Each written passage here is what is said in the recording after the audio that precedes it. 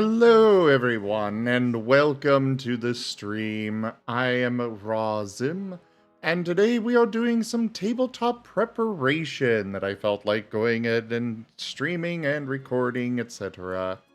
Thank you all so much for coming by. So, Guild Tales D&D has been brought to an end. We're still using some of the layout and stuff for that one last time. Maybe a couple more times. We'll see. But in the meantime, we are switching over to World of Darkness Hunter for this group. So we'll go ahead and, yeah, we can get started. We can ask questions. It's going to be a much more laid-back little thing. We're mostly, like I said, just character creation. It's session 0. Yes. So, go ahead. And So for the record, at the beginning, this is not just going to be Hunter. This is going to be Hunter the Reckoning 5e. Okay, Mr. Semantic. It actually matters a lot. It matters a lot. Yes. Look, it matters to us, but doesn't matter to the viewers that much. yes. Yes. You don't understand how important mentioning that is. Mm-hmm. There is a lot of World of Darkness. There is so much. Mm-hmm. And even That's this why- doesn't narrow it down completely. Hunter the Reckoning for 1e versus 5e is literally night and day. There's, other than the name, there's very little similarities between the two. Anyways, so are we gonna have to keep track of our character sheets like outside of like Fantasy Grounds or whatever? Yes. Okay. At least from what Zim told me. I mean, so technically it is possible to put your character sheets inside of inside of Fantasy Grounds. We do have the option of picking up. I know that Vampire the Masquerade is available officially for Fantasy Grounds. And as I understand it, basically everything, like as far as character sheets go, should be relatively the same. So There'd There'd be Hunter the different Reckoning names uses for everything. Hunter the Reckoning Okay. uses New World, not Old World. Yeah. So it depends about what version of VTM it would be as well. from what I understand, it is 5e for Vampire. Then it would be compatible, but you'd have to manually change everything. Again, like I would personally, at least, prefer if people used something like Mythweavers. That way, your sheet could be accessed at all times, even when the server is not explicitly up. I did share a Migon 5e Hunter fillable sheets. That would work too.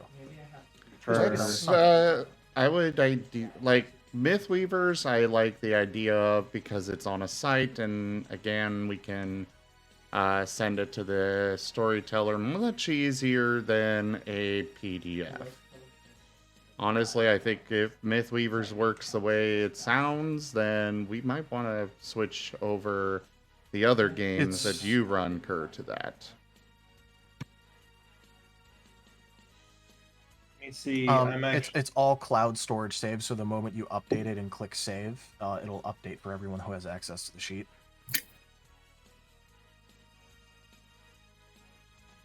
You don't have to resend a PDF every time you change a single number.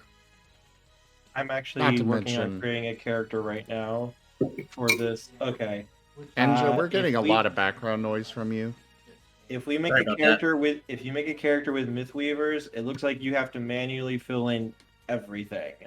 Yeah, because you have to select new WAD or CWAD. And Yeah. No, it's like you have to actually type in intelligence, charisma. well, yeah, or- because there's yeah. different stat names for the various systems, so they just gave you the layout.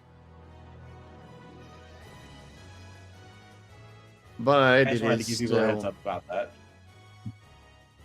that I'm not so worried about. It's just PDFs. We have had a lot of problems with using PDFs. people's entire, the PDF randomly losing everything on there, people losing the PDFs due to, equipment failure. We've just had so many problems. I think it would be better if we all stick with something that is cloud-based, like Mythweavers. Provided it's free. It is. Okay. It is completely Free? Trust me, I've been using this thing for years. Honestly, I would probably just pay for it, but it is free. How many years? 2? No, longer than that. 3? Longer than that. 4? Longer than that. 5? There you go. 6? No, it's shorter than that. 7? Definitely shorter than that. 8? Okay, I'm done here.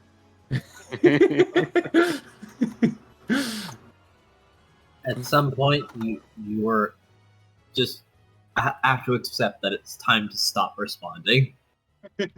Oh no, it's just that I knew where my point was, where I was going to stop if he kept going with it. And then once it hit it, I stopped.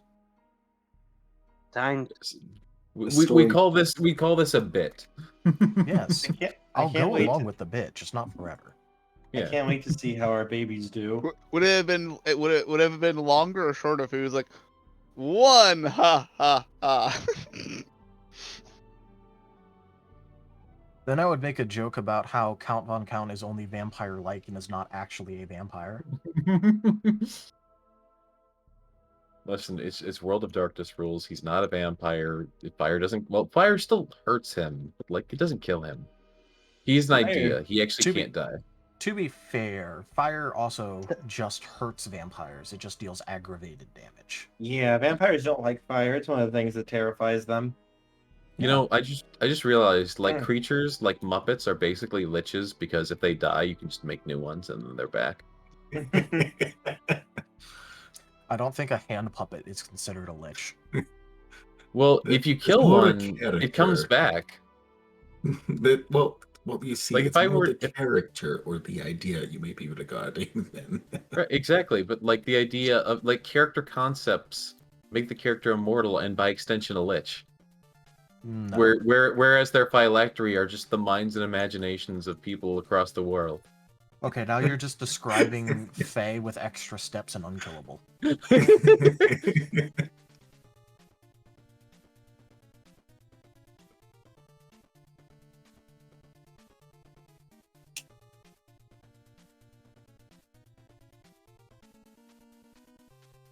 No, don't worry, everyone. Everything will be fine.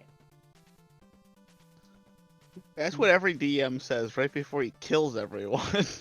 Well, it's a good thing I'm not the one saying it then. Mm-hmm. Yeah, he's not a DM. His weirdly veiled threats have no effect on us. No, he's only the person keeping all of you alive. I am working really hard to protect my squishies. Don't worry, this squishy will not willingly go into danger. No, that's Zim's character. Zim is the squishy that will never go I'm into just the person you have to bribe if you do start dying. my character is the one that will be in an entirely different zip code than the danger. At all times. Don't worry, he just heavily believes in remote working. It is the way of the future. Those offices, they aren't needed. Is he just going to be using drones? Yes. My God. I will have an army of drones. Hopefully you'll have a way to get the money for that. He doesn't need to. He can make them. We need the money for components. I mean, if you ask me, I can ask my husband, and we can maybe get you a small loan of $1 million. Small loan of $1 million. You're just going to have to pay us back with like 600% interest. Alternatively, I just hack into your husband's bank account. I don't recommend doing that. I would heavily recommend against doing that, Jim. This course of action, it maybe rethink it. You don't want to upset my husband. You very much don't want to upset my husband. Okay, okay. You're right, I don't want to upset myself. But I think I'll forgive myself. I knew the joke was coming. That is who you're talking about, right, Kerr? I am playing a character right now. Kerr? Yes. Is yes, Kerr, but no for whoever character Kerr is at this time. Yes, it's true for me. But I'm talking about Ashton right now. Right, You right. don't want to. Just don't tell the technocracy about them. Oh, the technocracy already knows. Yeah, Ah, they just don't really want to risk a incident. And There is a very good reason why you do not want to upset Ashton's wonderful husband. he's a good guy. He's sweet. He's very, very caring. He loves going to museums and art galleries. And we went to a very, very nice place over in Europe last month. But yeah, you really don't want to upset him. I mean, I've been working very hard to help him curb his temper and his issues, but he does have some anger issues at times. I like how you dropped no less than 6 hints as to the clan membership of your husbando. I know. Yeah, right? I was already picking out all of it. I'm like, oh, okay, he's one of those. He's not so bad then. Yeah, but now you can see why you don't want to harm his obsession. You're right, you're right. Oh, me, oh my, how did this can of thermite wind up above him? He can probably tank that. Oh, I'm very I sorry. I must guarantee have you. left that there. Let me get that down for you. I guarantee you, his husbando would not be faced by a single can of thermite. Who said anything about a single? No, he's a Methuselah. He's a fucking Methuselah. You don't want to fuck with him. I don't want to fuck with him. And he literally fucks him. I mean, 50-50.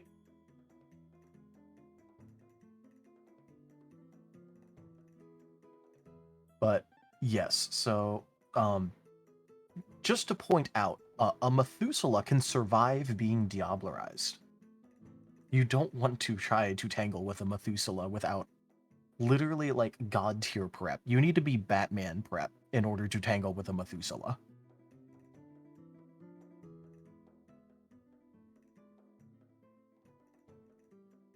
It's a very, very long story. A very long story. I didn't realize that we could have like, people who weren't us that were like, really close to us be like, oh, I'm basically a god. Oh, you Yeah, I technically didn't realize can. that You was just on the need to table.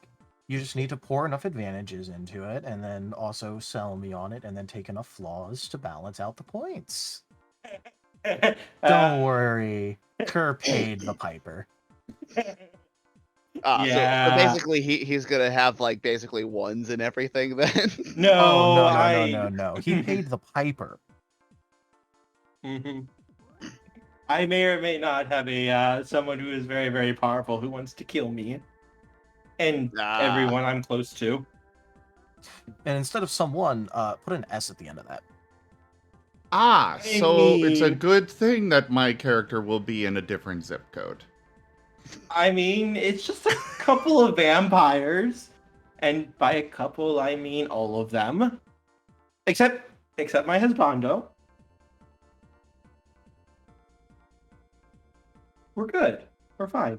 Don't worry about it. I mean, I also might have pissed off some ghosts and a few werewolves from time to time, And a few demons. and some changelings back in the 16th century. So basically, everyone wants you dead, and that's why you can have a husbando who is god tier. Yes, his husbando, who is god tier, who is very much away from his current person right now.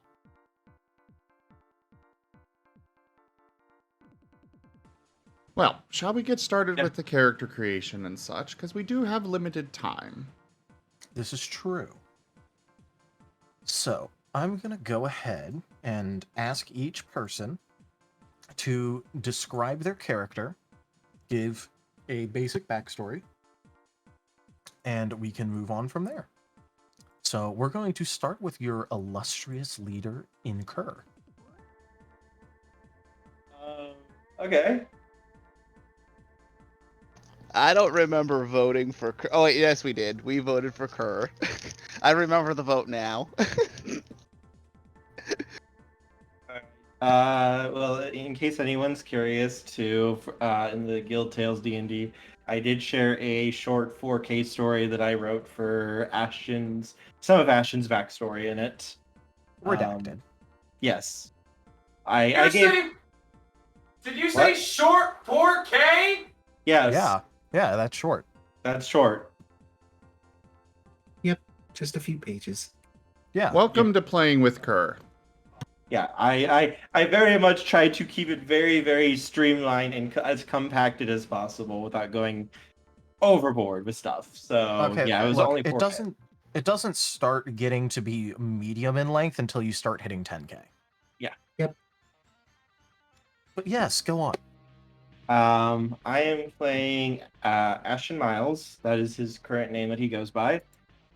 He is over 1,000 years old. He was an inquisitor for the church back around the 8th or 9th century, give or take a century or two. They've kind of lost track at this point. If you're human, how are you 1,000 years old? It'll be Because I was gonna- explained. Yes. And it's more Uh, accurate, too. Yes. Ashton was a hunter for all things supernatural. He was currently pursuing a vampire who was causing problems. And every time he chased down this vampire, he always managed to slip away from him. It was always close. And the two sort of had a rivalry with each other. It was almost like a game of cat and mouse between each other. Each one trying to get to one up the other one.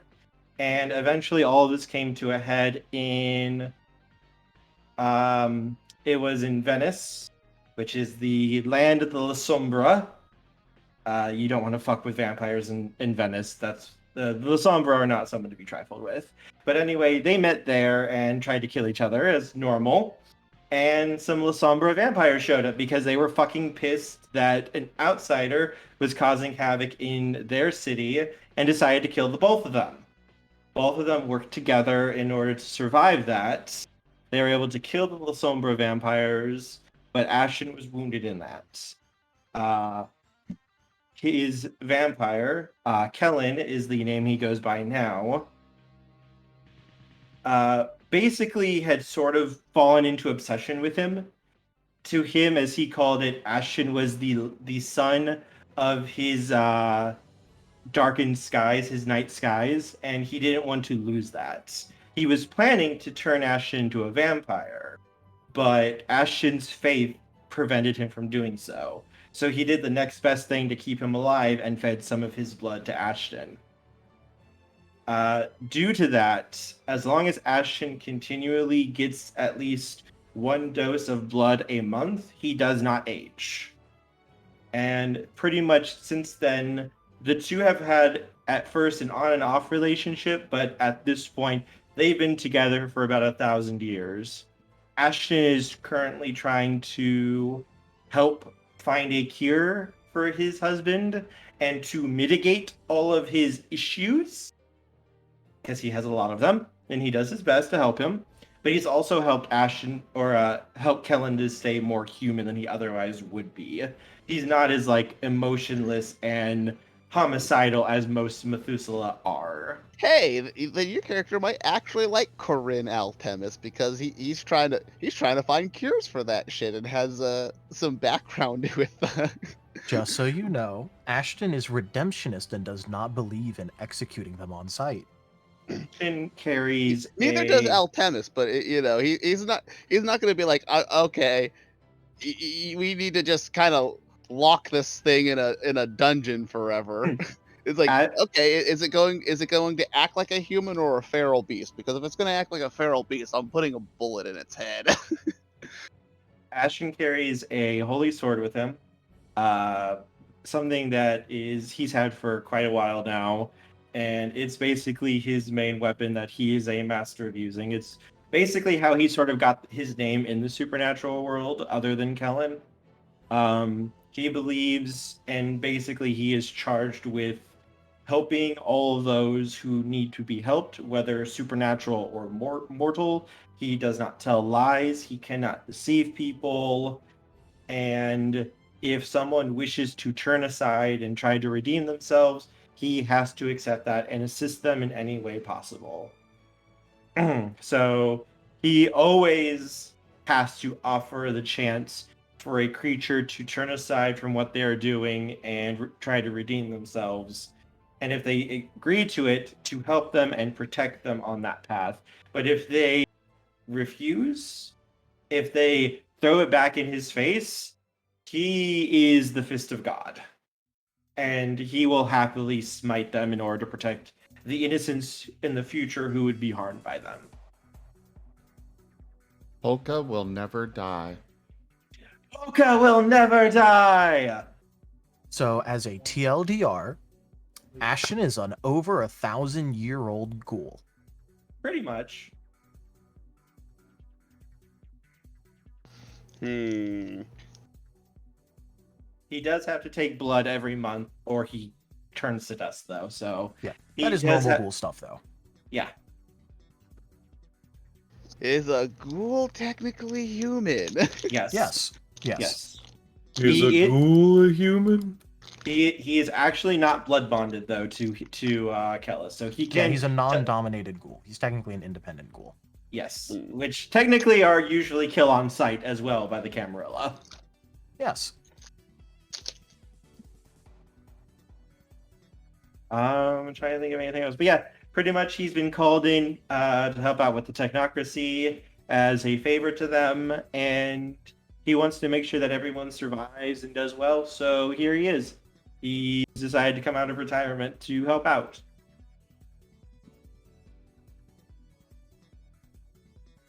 All right. So let's go ahead and move on to the next person in my list, which I guess this time is just going to be going from top to bottom. I'm also here, by the way. Okay. Digi, are you here? Yes, I am here. All right. Go ahead and give a lowdown on your character. Yeah, I might potentially change some things, getting new information about things that can be done. I've Hey, got look, the base. I said we could do supernatural stuff. You just have to talk to me about it, and it has to be something that would be because you want to work for the technocracy. It has to be something that the technocracy will not execute you on site for, which is stuff like being an actual vampire, being a werewolf, things like that. No, I get that. I have the base character down, but the All right. personality I'm still pondering over. I've got a few different ideas. However, my character is a fairly average person. They worked in a library, went to college, worked in the library for quite a while. But when it came to accepting donations and stocking the library with them, every now and then one of them felt odd, like very odd, but he couldn't really quite place it. And the contents, at least to his eyes, didn't seem all that peculiar, save a headache here and there, as if, what was this? Oh well, I think I have the general gist of it, so I'll put it here. And then later to discover, oh, that weird book is gone. What was it called again? And when he searches in the system, oh no, it's missing there too. That's peculiar. Was it just me? Maybe. There are a lot of books. But then this just kept happening. To the point where they decided to stake out the library to see who in the hell is stealing books and deleting them so cleanly from the system. And that was probably either their first encounter with either the real supernatural or the group that we're going to be joining. Now, personality-wise, I have considered someone who is such a complete straight man to the point that it has become bizarre, or someone who is just literally a normal dude. Like, hey, I work here, and then these things started happening. I don't know if I can go back, but I kind of don't know how cool I'm gonna be with literally all of this. Aren't other vampires gonna get pissed at me if I help kill a vampire? Does news spread? Oh, geez, I better go find an article about this. Hold on. Dinkelberg. Basically, Dinkelberg, yeah. Whereas the straight man would be like, oh no, I shouldn't do it. Oh no, hijinks. And perhaps even chicanery. Japes.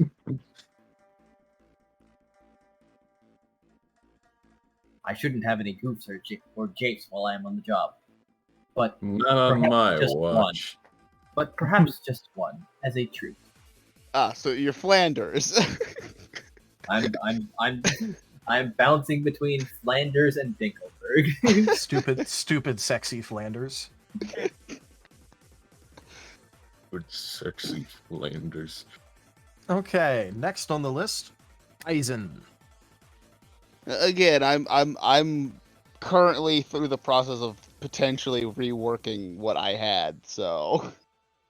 Okay, well, I guess I can go back to you later. Then we're moving down the list to Zim.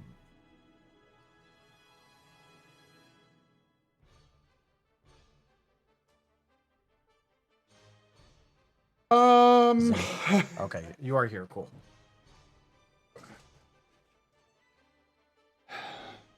Still been struggling to figure out everything, but drones. Lots and lots of drones. And expert hacking skills and such. He's going to be getting the one thing he can do is literally any information out there, he can find it. The internet is a very big place after all. That's probably how he interacted with the supernatural. Getting into places he shouldn't be. Oh yes, the dark web has some very interesting secrets on it. And that's how he found out about them. And kind of decided to start doing things about it. One thing that I thought might be an interesting thing is that, you're scouring around various government documents about, generally relating to, schematics and templates for drones. Because, the government has pretty good drones. You want some of those. And you end up making your way into a database for a government agency that you don't recognize. And then you start finding stuff.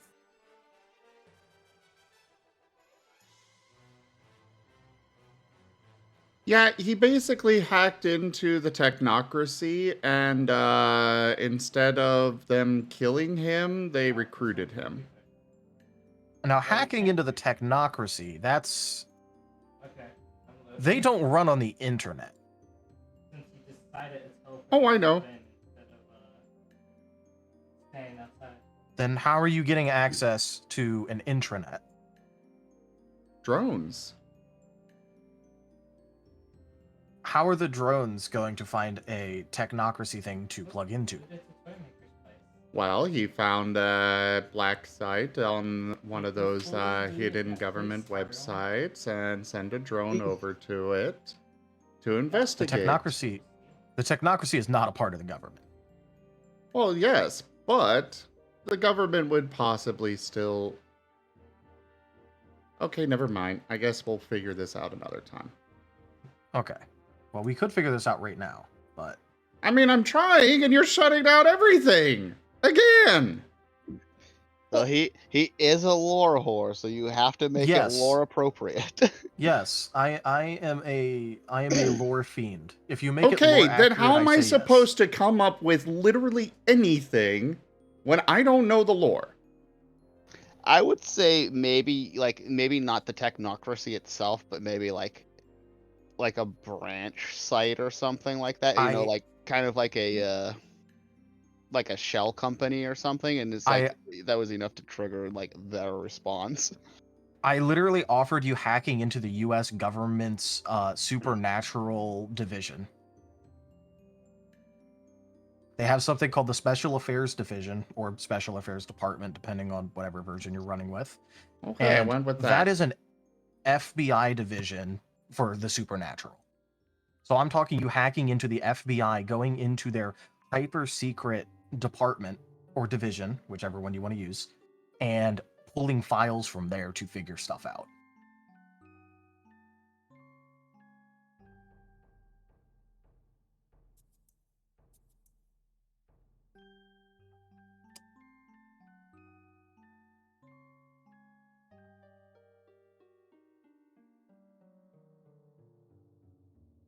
But yes, so at least at this moment, Zim wants to basically be a remote hacker who goes around with drones, remote controlling them, and generally causing havoc with those.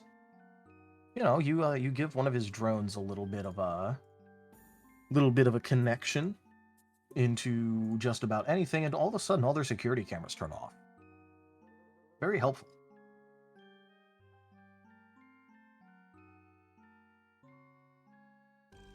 I still don't understand this newfangled technology. Or all of their monitors just start playing, the Gandalf head nod meme thing. To be fair, the moment you start playing, I legitimately thought of that. I knew what I was Just touching literally on. every screen in the entire building just starts playing that and pandemonium breaks out. You need to make sure to hack the speaker system too, then.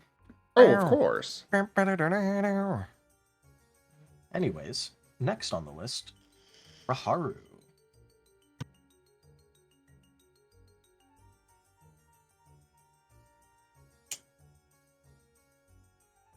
I guess Raharu is not here. Foxbard. So, my character is one Marty McNabb. Prefers to go by Martin, though. A very quiet and reserved individual who was a demolitions expert for a construction company before news had come around that some people were going a bit missing. And, well, when he decided to go looking into things, he happened to find quite a few werewolves were involved. And, well, there was only one way he knew how to try to deal with that. There was a very large fire, and he walked away a changed man for a while.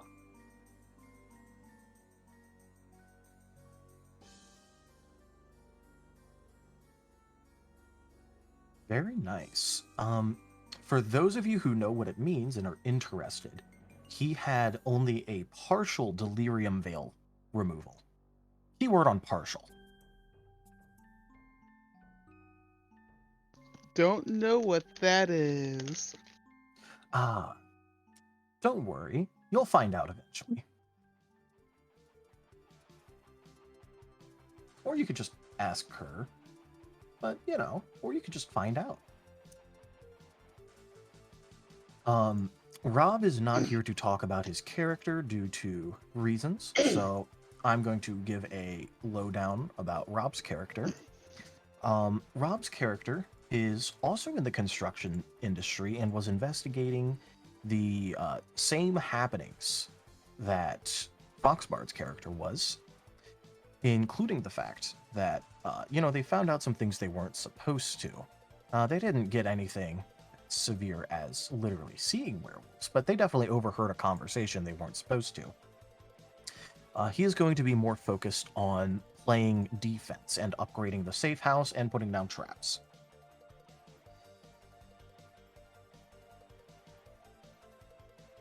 He's going to be a bit of a prepper type character. Just don't take the wrong path to get in through the back door if you don't want your leg trapped in a silver bear trap. But if you do, Altemis will fix up your leg, assuming he likes you. Assuming, yes. or at least you make it worth his time. All right. Raharu, would you happen to be back yet? I can give the broad strokes of my hold character. up. Eisen, you're playing another character where we're probably going to have problems with each other. To be fair, this is World of Darkness. You're literally supposed to. Yes, but I almost wanted to quit Guild Tales because of it last time. Oh, wow. This is a setting I where guess you're we'll have literally to supposed find to be out. melodramatic assholes. Okay. I'm a good boy. Most of the time. And then the 1% of the time that you're not, it is very bad. That usually means someone's about to die. Yes. Anyways, Raharu, could you please go ahead and tell the class about your character? I don't. Sorry about earlier. I thought I had said something, but my mic was on silent. I didn't realize. Okay. I know that feeling. Yeah, but unfortunately, I don't have anything solid. Okay, well, we can go over that in a second. You said that you wanted to do something faith-based, though, correct? Yes, I was talking with Red about those earlier today. All right. So we can go over more details in a second. So, has everyone gotten the book? Yes. But also, I could go over the broad strokes of my character if you want. Don't. All right. Don't go have ahead. the book. It should be. There should be. It should be in the chat. Okay. I'll go ahead and reply to it. So Corinne Altemis is a character who is very much a intelligent person, and has used that intelligence to accomplish several things. Basically his first job was because he graduated basically from normal like high school, like basically early. He basically went into EMT train to be like an EMT for a little while until he was old enough to join the military. And being as he doesn't really necessarily he used basically the military to pay for his medical school, where he basically learned to learn about surgeries and genetic like diseases and things like that. And then once that training was done, he spent 2 years basically as a combat medic. At which point, whatever supernatural thing was going to happen would happen. He basically would have been the only survivor. At which point, he became increasingly as far as like a normal person would be concerned, like erratic and where he and then so during the next 3 years before he was discharged, he would basically actively participate in combat despite being a medic. Combat medic. Yeah, a literal combat medic. Yeah. Until like I said, eventually he was discharged for it wasn't they didn't have any proof, but they highly suspected that he had basically offed his commanding officer at some point. But without the proof, they couldn't technically court-martial him. But they're like, yeah, no, we need to get rid of him. So they did. And then at which point, that would be where after a few years in the lab, the technocracy would have been like, you know what? He's smart. He's researching some very useful things that like things that could be useful for like curing vampirism or lycanthropy. Well, lycanthropy in World of Darkness is not a communicatable disease. It's a genetic disease. Yes. By your character's reckoning. Yes. I just want to make sure that that's clear, because, World of Darkness has very distinct, slight differentiatings from pop culture for particular reasons, mostly that the pop culture still exists in World of Darkness, so it wouldn't be as fun if all you had to do was watch, any pop culture movie, and you'd be right. It also gets a lot of people killed. Yes. But yes, but he also, again, like, genetic research is part of what he studies. He usually uses that again for like diseases and the likes like that, but that's whenever basically the technocracy was like, you know what, having a guy who can basically perform surgeries in the middle of like a battlefield, who also is aware of like this biomedical stuff, might be useful. Yeah. So I'm and gonna then go. so they recruited him. All right.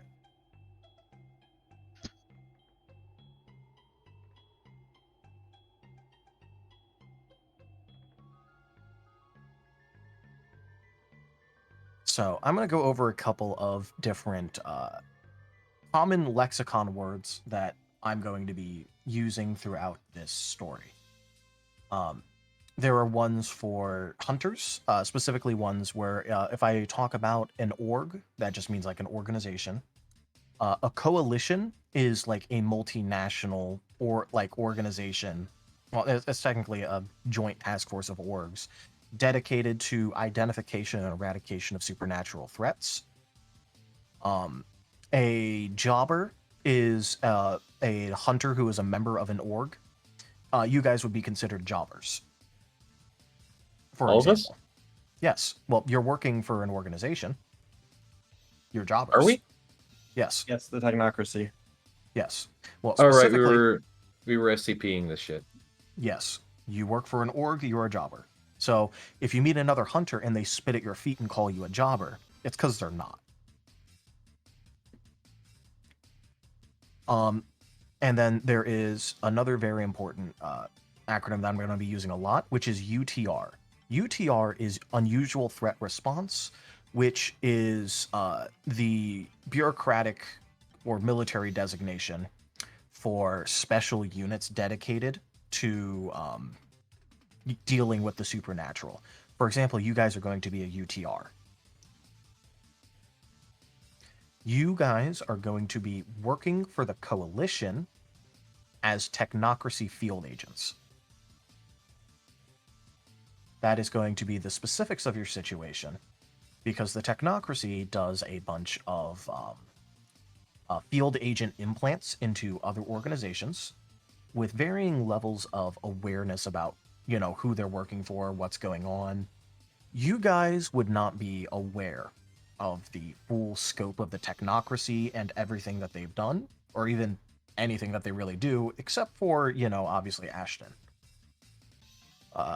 So you guys, all you would know is that you work for an organization called the technocracy, the technocratic union. There are various terms that would be used around you, but you'd work for the coalition as a UTR team.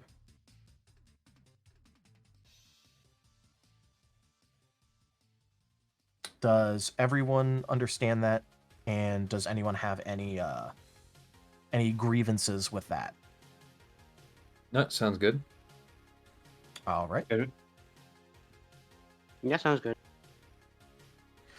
So, and I do just want to go over this because I know some of you are World of Darkness veterans, other ones have just now looked into the system.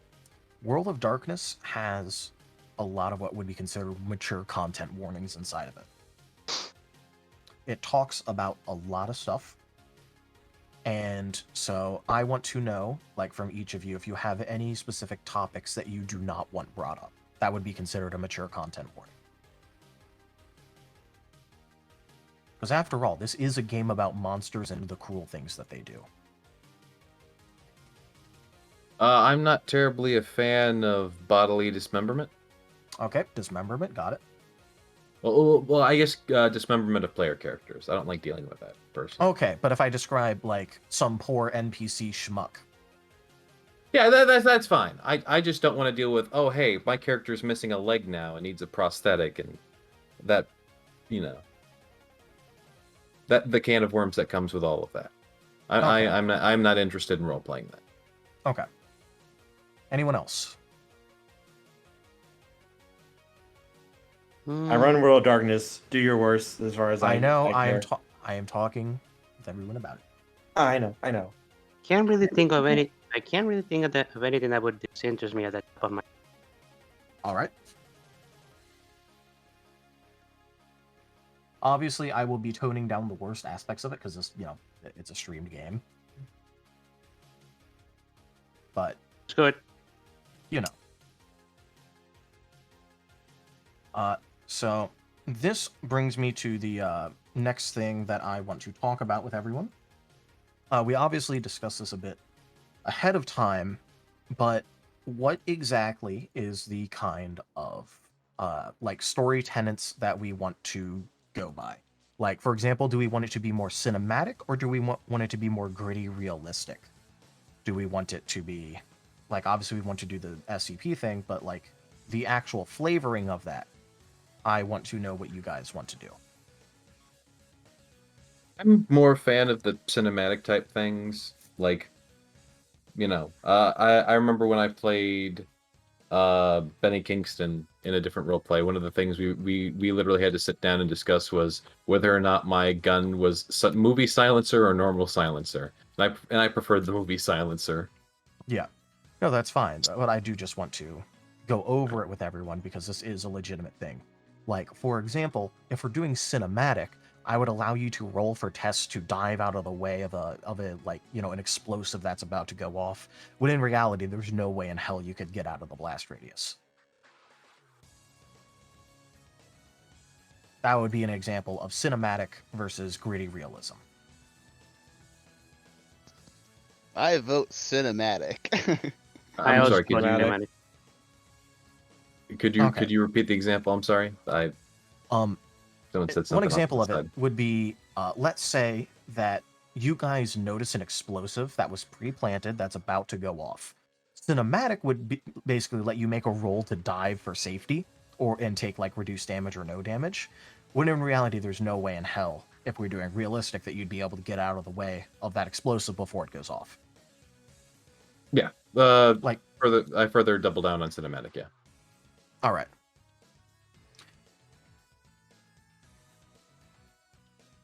And so there are other things that we need to go over, which is sort of things where it's like chronicle tenets, where it's stuff where like what you guys want to do. So here are some various chronicle tenets that are given as example in the book. Never kill the innocent. Stand against injustice, whether supernatural or mundane. The guilty must be held accountable and suffer. Never snitch. The hunter's calling is thankless. No good deed goes unpunished. various things like this. Do you guys have any ideas for what we want to set for Chronicle tenets?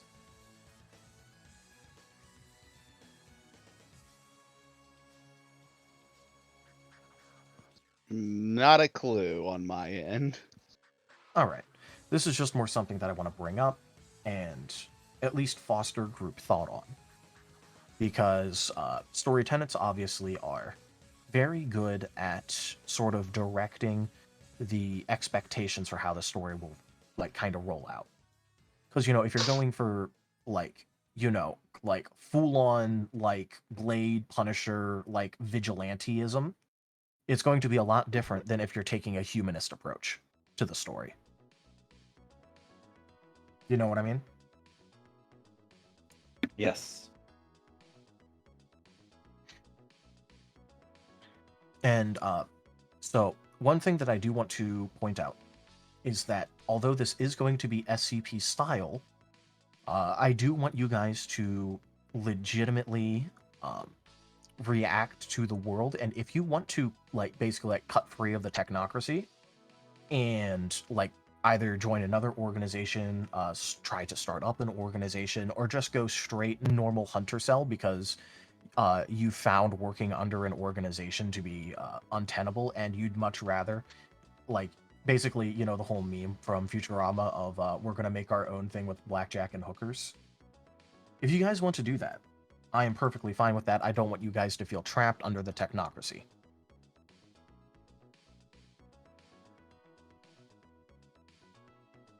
Because yes, this is going to be SCP style of, going out, finding and investigating supernatural occurrences and attempting to stop them. But I don't want to... You don't have to be under the technocracy to do that. This is just the starting situation you guys are in. Okay? Okay.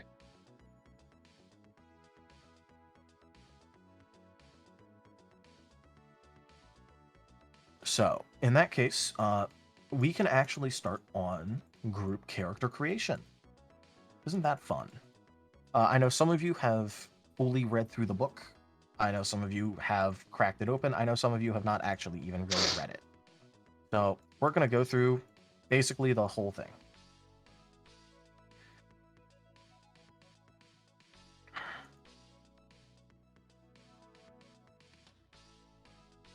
So, for each of your characters, you will need to choose an option for your creed. So, what a creed is, and by the way, this starts on page 16 in case you're looking through the book. 16 and 17. Basically, what it is it is your drive. It is your reason for wanting to hunt the supernatural. Also, yes, Jits puts up a good thing. Don't forget to take notes. Notes are very important. And if you want me to add anything to the group whiteboard, just let me know and I will do so. But what your creeds are is basically just what drives you to actually fight the supernatural.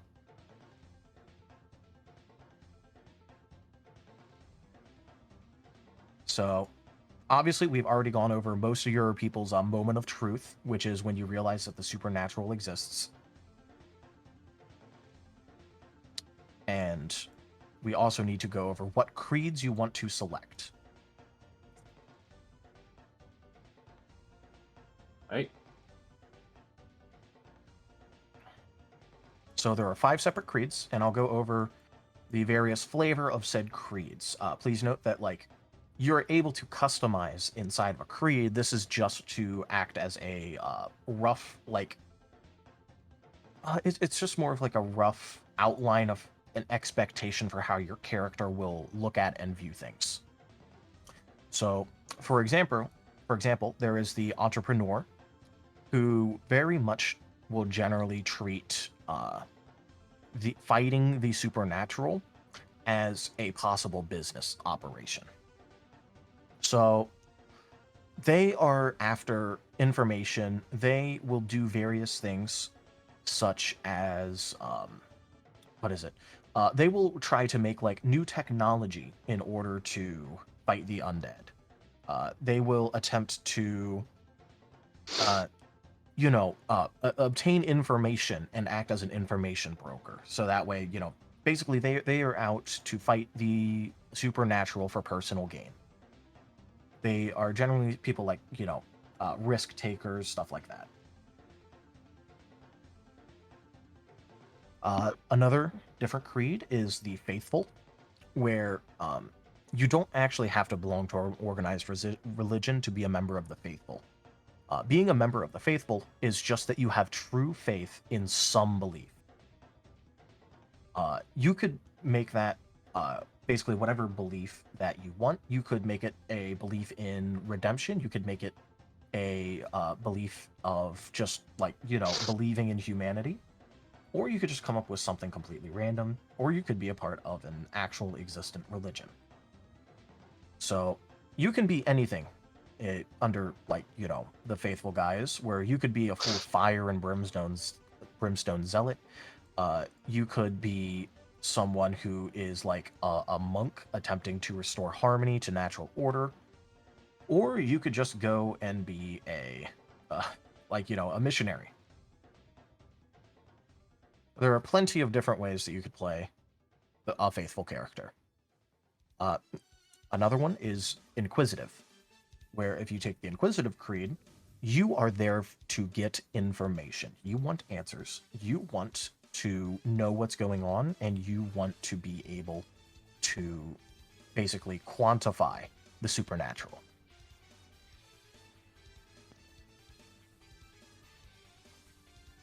That's definitely Altemis. Yep.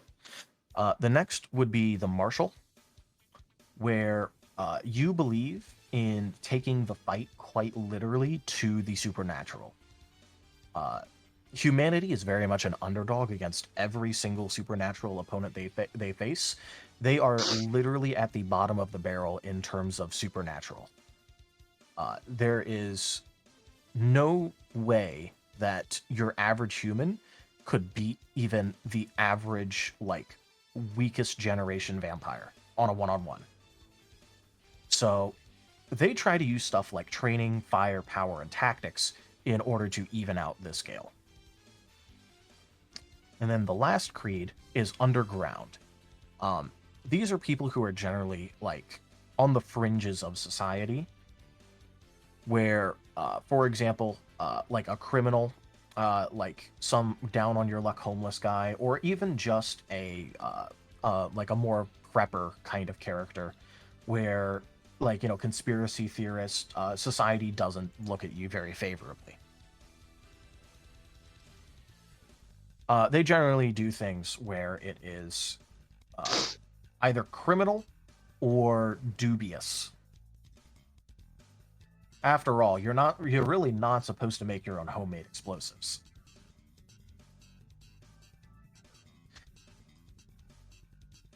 So hopefully me going over that has helped you guys at least think of a little creed that you may take. So wait, hold on. Is that creed just I'm going to be a nuisance? What's the point of that creed? For the Underground? Yeah, because I thought these were ideas of this is who I am, this is what I'm gonna do. Is the idea of being underground just I am going to just fuck up everyone's day? Is that what it is? It's I'm going to fuck up the supernatural's day, and I don't trust society to fuck it up for me. For example, here's some of the splash quotes around it. Quote, "Don't call 911. Half of them are working with the bloodsuckers. Call me." Quote, "Some hunters start on the wrong side of societal custom, and that provides them with a unique perspective on how to take down the goddamn shaggy-ass night haunts who are fucking with something they believe belongs to them. For these hunters, conventional methods are either unavailable or undesirable." Okay, so this is very chaotic neutral, chaotic good. Yes. What was the one before that, which was we should take the fight to them? What's the difference between this one and that one? So the Marshal is the kind of person who, when faced with the supernatural, would try to, for example, grab a highly powered sniper rifle or grab a machine gun. I have a really good way how to describe the difference between the two. One Well, is here, basically let me at least let me finish with what I'm saying. So the martial is much more about the sort of practiced like, you know, drive to do it, where I'm talking like, you know, a sharpshooter sniper. I'm talking like an engineer who wants to like, you know, do it by the book. I'm talking like, you know, a military dropout. uh the underground is the sort of person that you find drunk off their ass, smoking a cigarette and loading up their personally sawed off shotgun. And I'm really not sure which one I'm going to be going with between these two. I know I'm one of these two, but I'm still not sure. I think of Marshall more of like you're like like more like military, like that's Yeah. like, you know, you big guns, you know, body armor, and the underground is probably more like your the crazy man who lives out in the woods, who you know is going to shoot you if you step onto his property. Yeah. So, for example, Marshall, paramilitary. Underground, isolationist gun nut. That would be like, you know, same kind of like, you know, the same sort of interest in terms of how they would fight the unnatural, but that's the flavor differential. They're both most likely going to try to shoot the fuck out of whatever supernatural horror they're fighting. One But will just try to be a little bit more subtle about it than the other. yeah, My character's just so hard because he walks the line between both. He's crazy, but he's not that kind of crazy. and one of the reasons that it's so hard to choose between them is because one of the common drives between both of them is vengeance. Right? Yeah.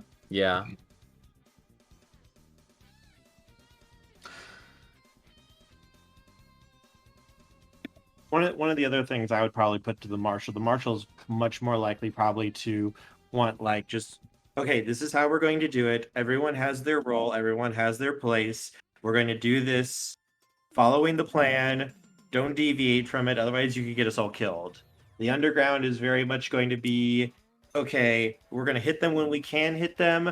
We're going to use every trick in the book, and we are not going to fight fair. And we're going to hit them money, physically, and socially. We'll hit them everywhere. Yeah. So Oh, I got another good way to describe them. One is you're gonna kick down the door of whoever's fucking with you. The other one is more like you're more like guerrilla tactics. Yeah, like for example, like think about the underground. Like if we're going, because we're going more cinematic, we're going much more cinematic. This is the kind of guy or girl who would get a can of gasoline, like, you know, one of those drum barrels, puncture a hole in it while smoking a cigarette, kick it down the stairs into the, like, you know, basement that had a vampire that they just trapped down there, and then flick the cigarette into the gasoline trail and walk away. Intriguing. Like, that's the sort of energy that the underground generally has. And They're the more wild card martial option. And Marshall would be more like SWAT team going in and shooting up a bunch of vampires or whatever. Yeah, like I said, it's the difference mostly between disciplined and undisciplined. All right. I'm gonna ask for one more example for you here, and I'm sorry if this is dragging on, but I'm just trying to put it in my head. Let's say we've got a marshal that uses demolitions, and another one that uses demolitions. But like, let's take both of them and just put explosives in the mix. How would both of them handle explosives as a general rule? Are you making a pipe bomb, or are you making breaching charges? Well, no. It's also the difference between how they use them, because both sides can use whatever kind. Yeah. But also I'm using both. Yes. So here, the marshal would be the kind to painstakingly set up explosives on like the support beams perfectly, so that way when they blast in the door, like, you know, they could either collapse the entire building based on what they want, or they'll only blow in part of the wall, or other things like that. They're the kind that can accurately determine just how much explosives would be needed for any specific task, and they would stay generally by the books to deal with that. Or the underground one, they're the kind that would jerry rig up their own, like, you know, kind of explosives, or like black market source them. They would then proceed to basically do whatever bullshit and extreme measures would be necessary in order to eliminate the threat. They'd apologize for the collateral damage afterwards. Yes. They would be Captain Collateral. Like, I'm gonna turn my car into a bomb and then throw a brick onto the gas pedal and have it drive through the wall of this vampire's house. Yeah, basically.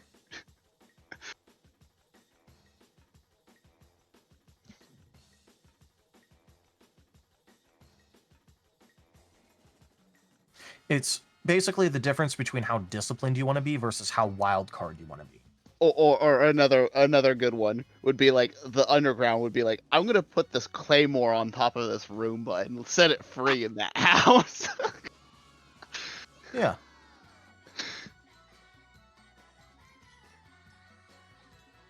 And again, like, once you choose one, it ain't like it's something that you're married to and has mechanical changes. This is just the flavoring that helps you sort of align yourself with what you're going to do. So even if you can't particularly pick between the two, you could just choose one and keep going with what you're going to do anyways. It doesn't particularly matter too much.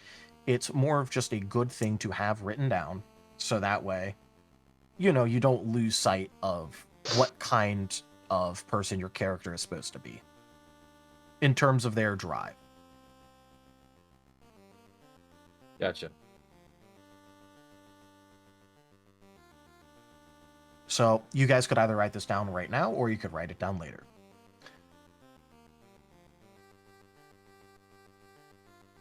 Where are we supposed to be writing this down at? Either, you know, in a note document to yourself, or you could be filling out your character sheet right now, because this is the character creation session. There is no creed on the character sheet. So for a lot of these character sheets, what you're able to do is you're able to like scroll down and put it in things like personality.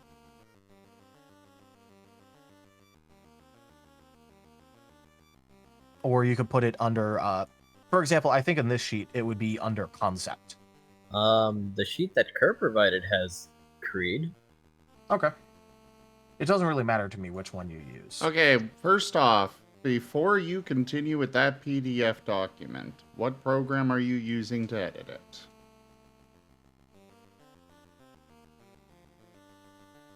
Microsoft Edge? It will not save everything that you're putting in. Oh, okay.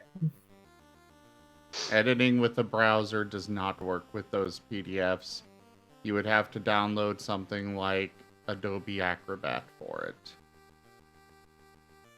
Which, of course, Adobe is... Adobe is Adobe. Yes. Dobby. So obviously, So even if it's more difficult, I would recommend that we probably go with like the Mythweaver thing, which I still need to go locate say. because you didn't walk us through anything with that. So Okay, well, here, I can just link you the website.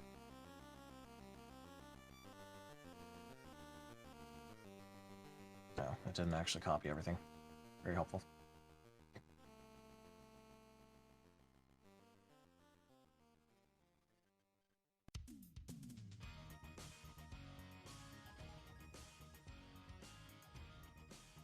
Whatever. If you copy and paste that in, you can get to the site. What you're going to want to do is you're going to need to make a, you're going to need to make a account. I couldn't think of the name. Why couldn't I think of the word account? And then you can go to Sheets, Create Sheet, Sheet Template, scroll all the way down to World of Darkness New. So this character sheet is generalized, so that way you could use it for every new World of Darkness thing.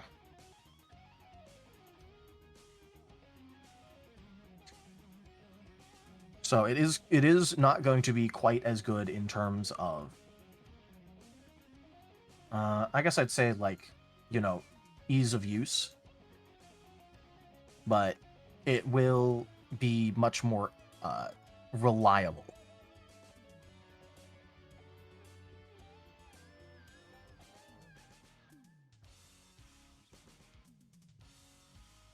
So I guess I'm just gonna do a minor little sound off. Foxbar, do you know how to use Mythweavers? Do not. Never heard of it. Okay. Raharu, do you know how to use Mythweavers? No. Okay.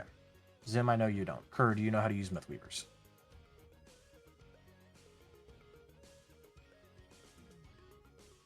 Sorry, I was muted. Yes, I've used it before. Okay. Aizen, do you know how to use Mythweavers? Kinda. Okay, but it means you have an account. Yes. Okay. Digi, you know how to use Mythweavers? I do not. Okay. So most of you do not.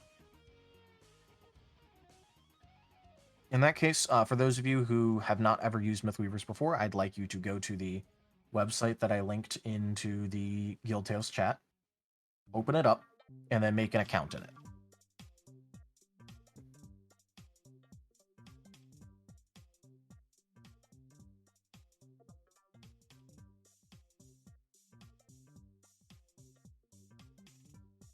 And once you have done that, let me know.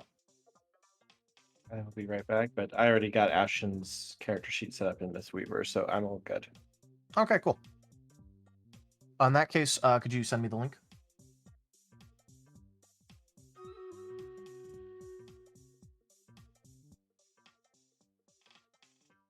If he already left, I'll just ask when he gets back.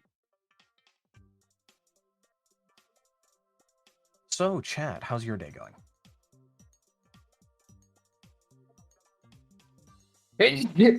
Must be. Sorry.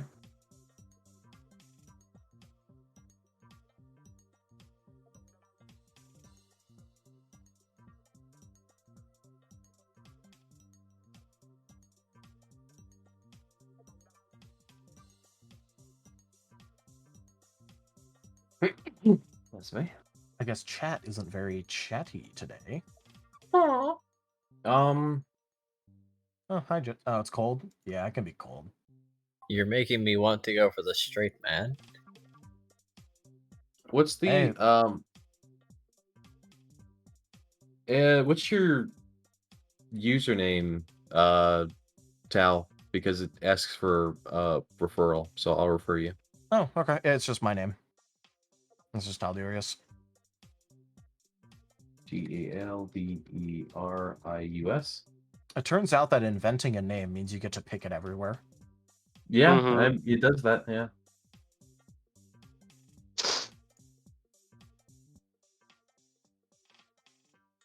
That's what I do with my Until name. other people start taking it.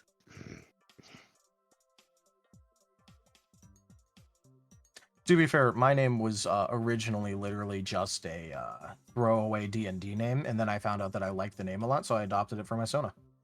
Oh, that's cool. Yeah, the original name was a character in a political trader game. I was the trader. Oh, It was no. fun. Is this sheet template World of Darkness new? Yes. Okay. Great sheet.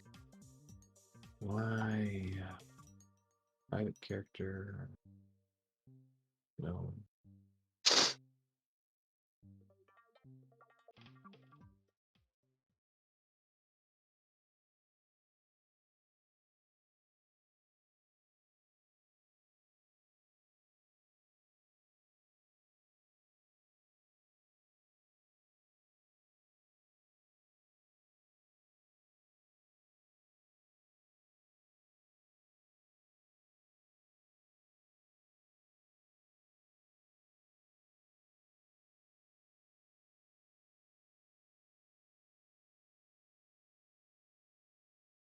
World of Darkness new, right? Correct. Yes.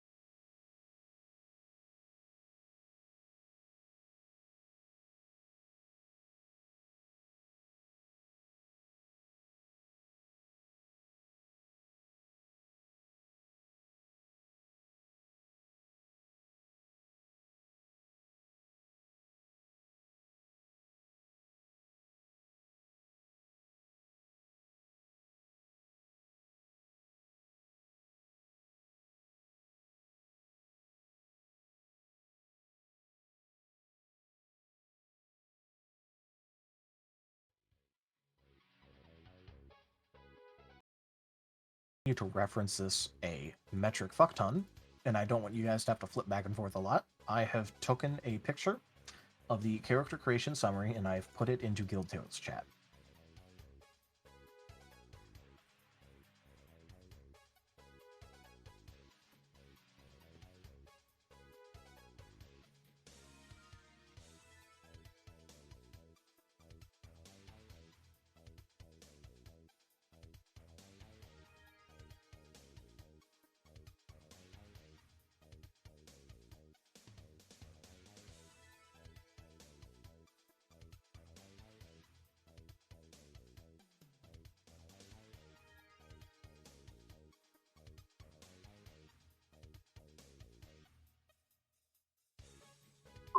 Fair enough. That's pretty concise.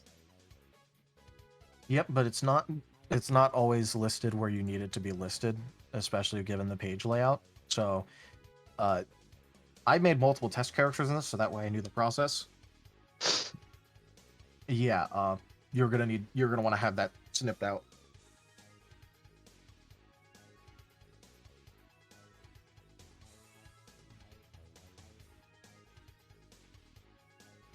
So I'm just gonna ask again. Have you guys figured out the Mythweaver, like getting the sheet open?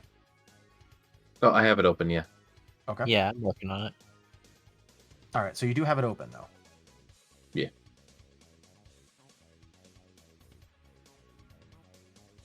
What about you, Raharu? Not yet. Okay, where in the process are you?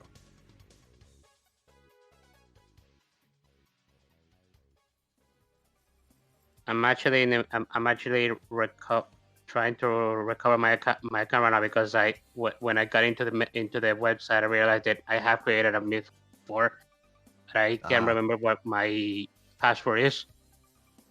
So right now I'm doing that. Okay.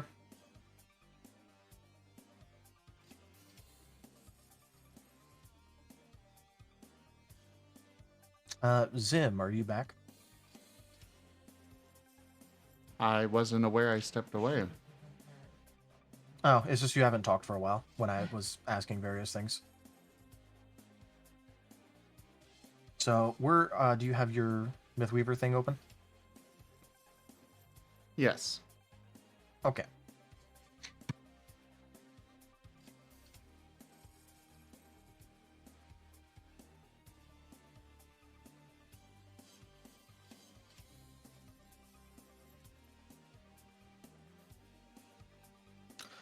So, obviously, we have already kind of gone over the concept portion. That was especially what the, talk around the circle was meant to be. just to ask, Rahara, did you have any additional ideas while we were discussing things, or do you still want me to help you go over it more once we reach the relevant section? Well, from the things I was talking with Red about earlier, I was actually kind of thinking of, using a faith-based character in either going with the Innocent or the Martin Creed. Innocence or martyr? Okay. From the ones that I've been told about, at least I haven't seen all of them yet, so there might be something else that interests me. Yeah. Okay. So neither of those are creeds in this. yeah, I was about to say they're not creeds, but they are like they're considered an archetype. Ah, It's a creed archetype. So mm-hmm.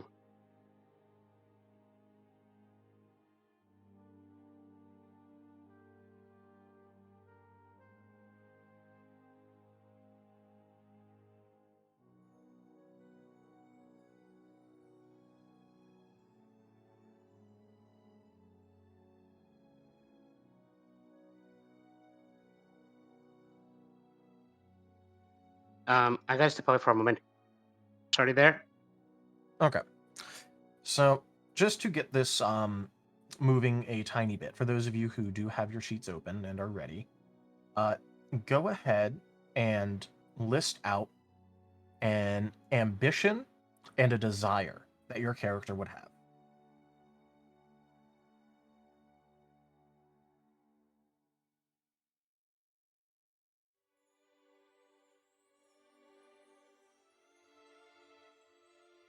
Are we just supposed to say that out loud or just list it somewhere?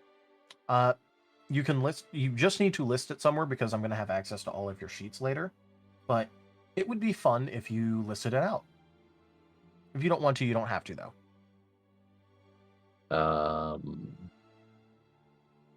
Where would be a good spot to put that?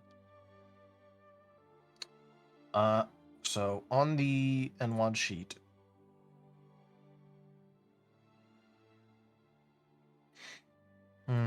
where would the best place to put this be?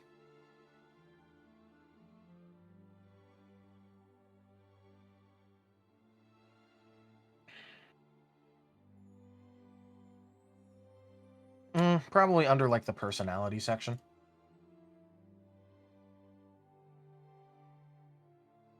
Okay, I see it.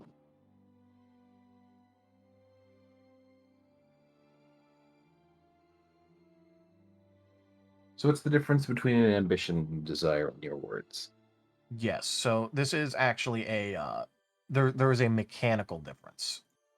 So an ambition is something that is measurable in game terms. For example, things like my ambition is to have a home I can safely call my own, or my ambition is to become a master of medicine. It is not something vague like end racism or achieve world peace. It has like there is a concrete example of whether or not you have achieved it. Like another example that is given is be elected to the city council, expose the corruption inside of the Society of St. Leopold, for example.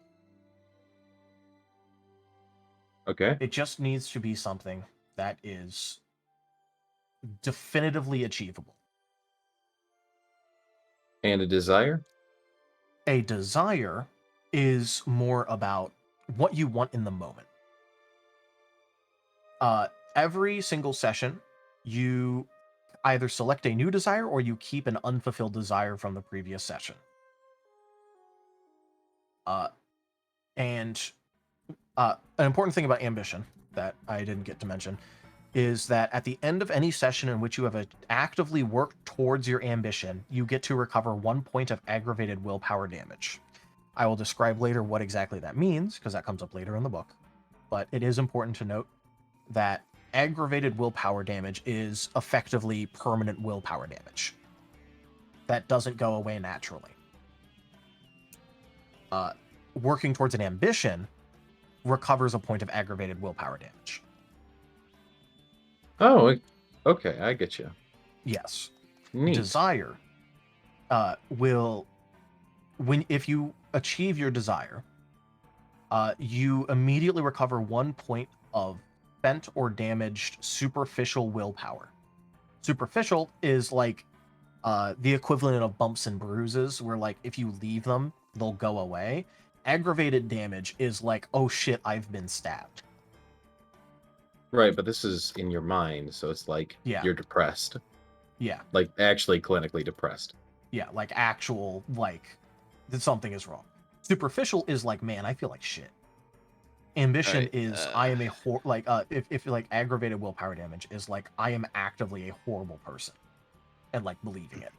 So fulfilling your desire makes you happy, fulfilling your ambition is like cathartic. Yes. But the thing about the desire is that desire is more about interpersonal connection with the outside world. Generally, it needs to be like specific. For example, like so it gives like some metrics. I want to drive a cherry Maserati, or I want to have a normal date fail as desires, but I want to steal that fucking vampire cherry Maserati, or I want to date the GIGN agent's sister, are excellent drives. Generally, if it does not involve someone else, like in the world specifically, it does not qualify for a desire. But if it does involve someone else in the world, it qualifies as a desire. So there are no selfish desires that are like, I want to do this and it's only for me, and no, like, you know, it's just a me thing. Like, Well, like a desire can't be a, I want to have a pumpkin pie. Yeah. Like that's a very basic thing, but like it's you can't have a, I want something that makes me happy.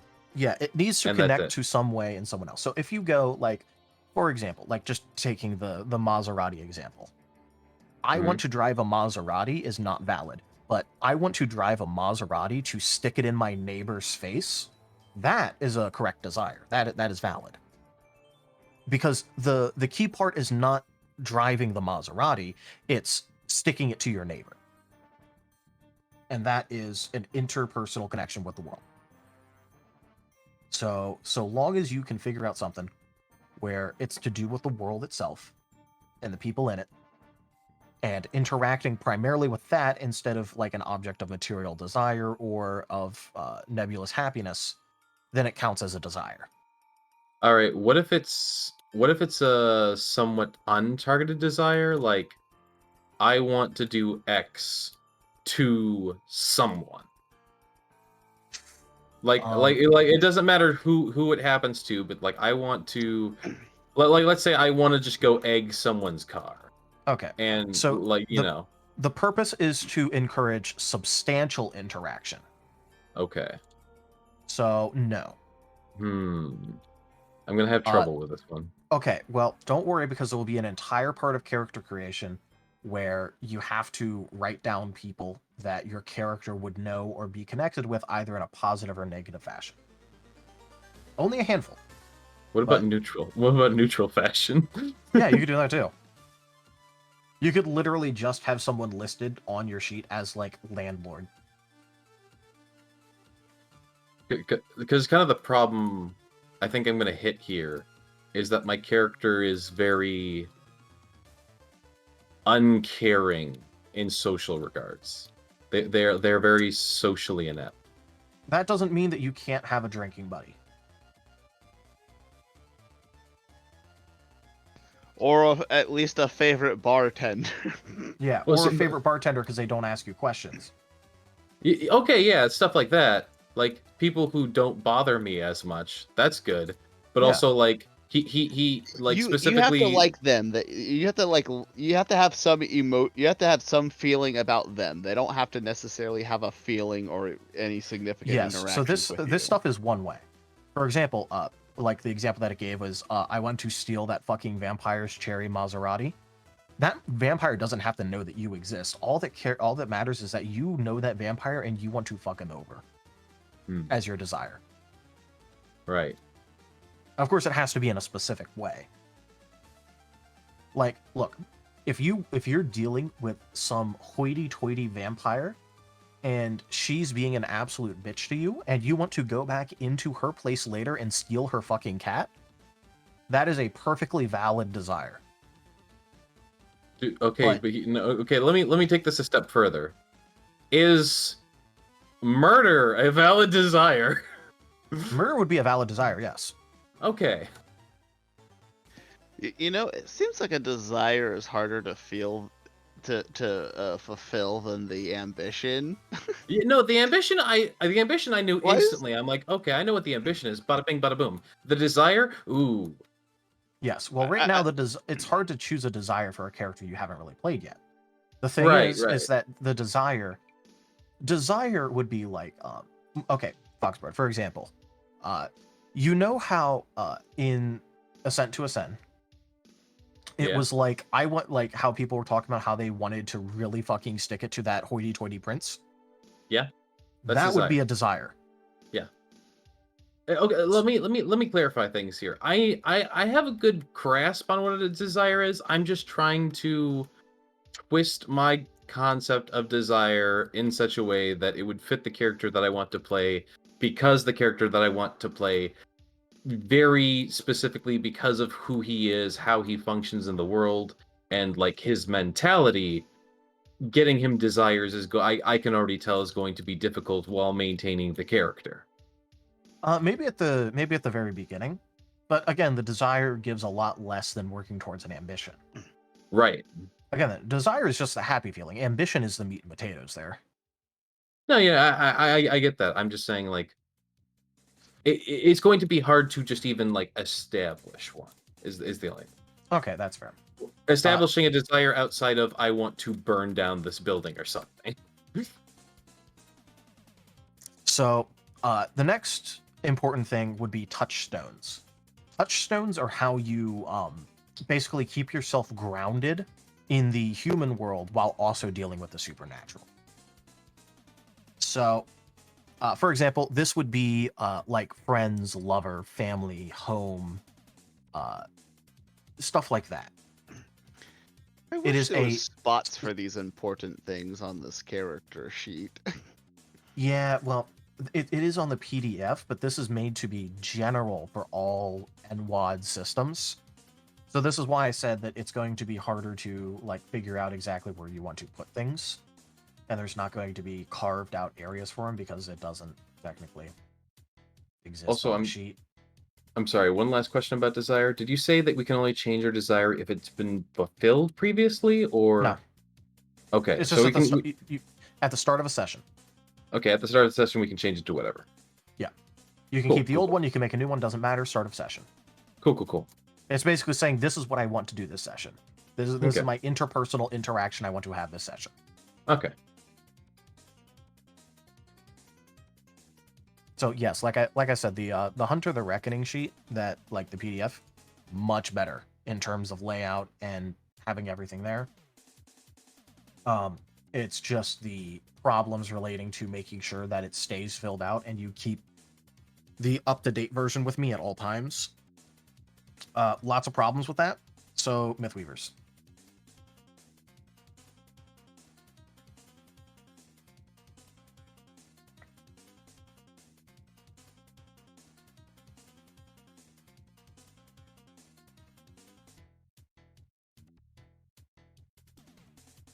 But yes, so touchstones are people that you are connected to in some way. And these are generally unenlightened or uninitiated people.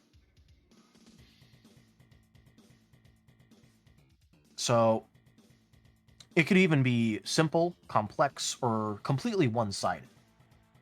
Examples that it gives of individual touchstones are things like a spouse, a parent, an unrequited love observed from afar, a best friend, an influential individual from your past, or even like, if you have someone who was important in your past and was supernaturally initiated into the non-humanity side, that could also be a touchstone.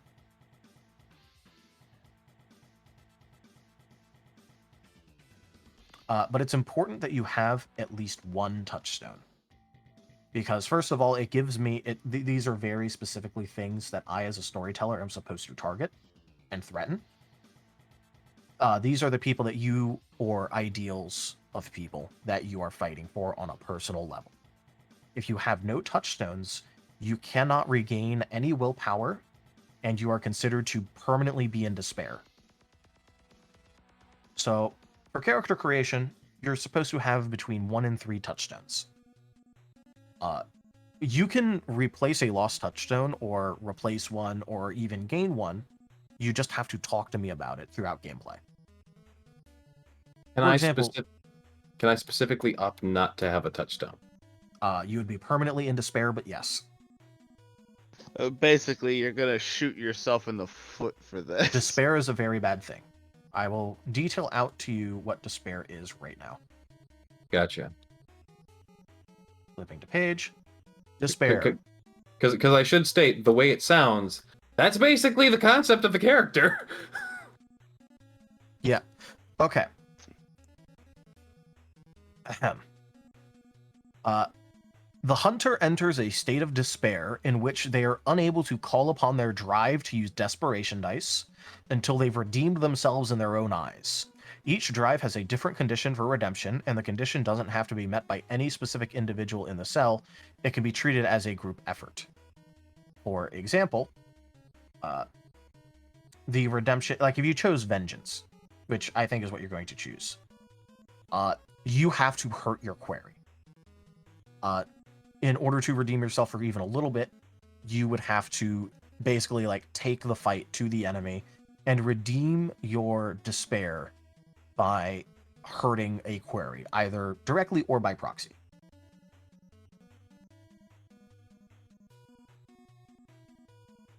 I'm sorry, what counts as a query again? A query is whatever you're hunting. So if you're hunting, there's a query. All right, so for me to get out of despair, if I started in despair, I would need to find my query. And oh no, you're permanently in despair if you don't have any touchdowns. So you can't get out. But weren't we just? Didn't you just say something about getting out of despair? Yes, because there are other things that can cause despair. Basically, okay. What would mean is that this would not be a permanent solution in any single way. At most, it would give you momentary respite. Moriarty, the whole idea of this system is that you are still human, you are still in the mortal world, you still have all of that stuff going on. You're not just the Doom guy going off to Mars to slaughter a bunch of demons. I never fucking said that, and I never intended that. No, he just wants his character to be really depressed. Basically, yeah. The thing is that, like, depression in this is actually kind of statted with despair, and it's not good. Yeah. It turns Very out that bad. hating yourself while going into a deadly encounter is probably not a good idea. I am back. Truth. Also, welcome back. Thank you.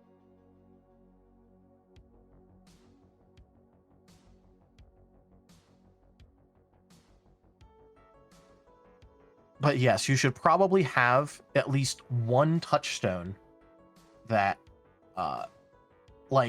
even if it doesn't actually require you to interact interpersonally.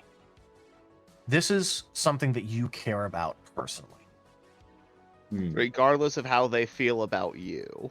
Yes. I think I've got some ideas of things that could work while still maintaining the mindset. All right. Again, you literally only have to have at least one. So long as you have one, it doesn't matter. I can have up to 3. You can have up to 3 at character creation. Up to 3 character creation, And and the I can only way- establish more. The only way you're able to establish more is through roleplay and with my approval. Okay.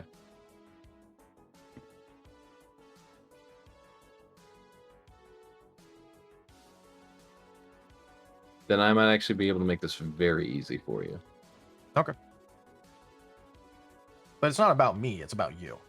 Oh no, I know it's about you. I'm just saying, like, the first thing I'm thinking of as a touchstone also may make your job easier.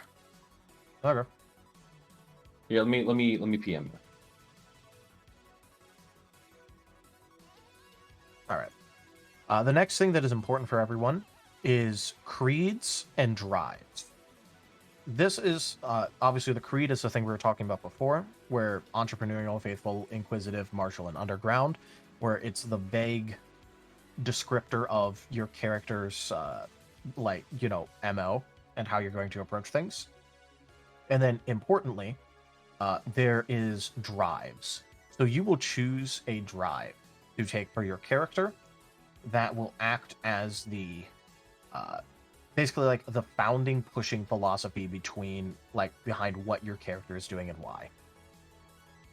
So, for example, curiosity is what do monsters do and why do they do it? They are after the information of how the supernatural works and why. Vengeance would be settling a score with the supernatural. Oath would be you made a promise to someone and you are going to fulfill it no matter what it takes, and this includes fighting the supernatural. Pride is basically being the world should belong to humans, not the supernatural. Envy is that you literally have power envy relating to the supernatural and going, why do they get all these cool powers and I don't? Stuff like that. And you said are these creeds or are these part of creeds? These are drives. Drive. You choose a drive underneath your creed. Your creed will give recommended drives, but you can choose whichever one. Are we putting these in character traits? I am so lost in where I should be putting these people. Again, you just kind of have to find a spot that, like, there isn't going to be a carved out spot for it. Just put it somewhere. For all I care, put it in other notes. Or put it under personality. I feel like we should probably put these things in the same place so that way you know where to look for them instead of having to look in a different place. It is a 2-page sheet. I am not too worried about it. Okay. Just mark it as the creed. Like, this one's the creed, this one's the drive. Yeah, just put creed, drive, . And the thing is that one thing about MythWeaver is you see the two things where it's like the full screen symbol. If you click that, it turns into a full screen editor. So if you put everything in one box, I could still just click it open and it's all there.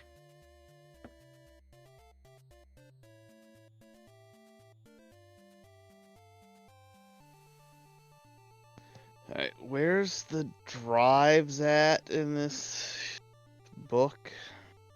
We are currently on page 57. Oh, there's a book? I could be following along? Yes, I asked multiple times if everyone had the book. I completely missed that. Let me find... Where's the book? There's the book. Found it.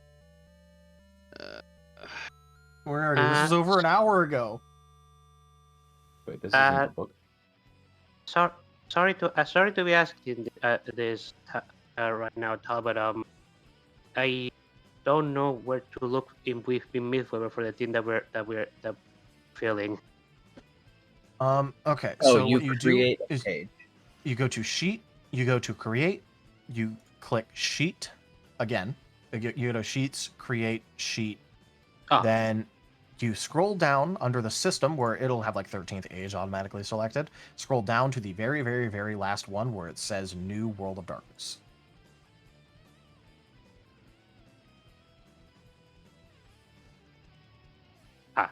There it is.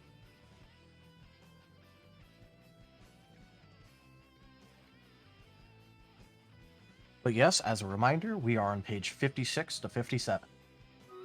56 to 57. Yeah, there we go, creeds. I'm on it. Ceremonial, Faithful, Inquisitive, Martial.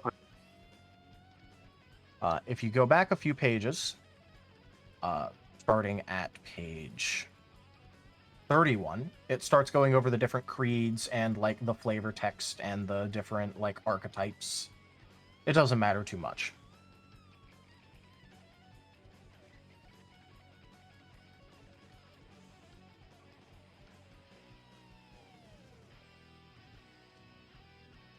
But so just to double check, everyone has the book now, correct?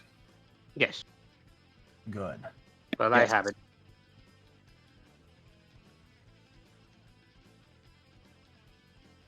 So in the next thing, it goes over attributes and skills and what it means. Attributes and skills range from 1 to 5. Ratings of 0 are possible, but those indicate actual like debility in terms of attributes, and skill meanings that you have no training or experience in that matter. 2 is average, 5 is peak human, 3 is a veteran level, 4 is an expert. Most people can get away with having a 2 in a frequently used skill and make a good living. So this was also our understanding in previous times that we were setting this up. Because of the way the system works, and I don't know if it works the same way here, but because of the way that the system works, it's better to min-max at character creation. It is, but okay. So this is a bit of a hot topic because it depends on how strong you want to be right away, how strong you want to be in the mid game, and how strong you want to be late game. Because for early game potency, far and away, the best choice would be to choose the more specialized skill distribution. However, Taldaris, is- real quick. yes. They're used to old system where you can just choose how you spread your dots, not the new system. Okay. So we'll get to this later when we actually get to the skill section, and we can talk about this more there, okay? Okay. So right now we're at the attribute section. There will be 9 attributes. You have a spread to take. You take 1 attribute at 4, 3 attributes at 3, 4 attributes at 2, and 1 attribute at 1.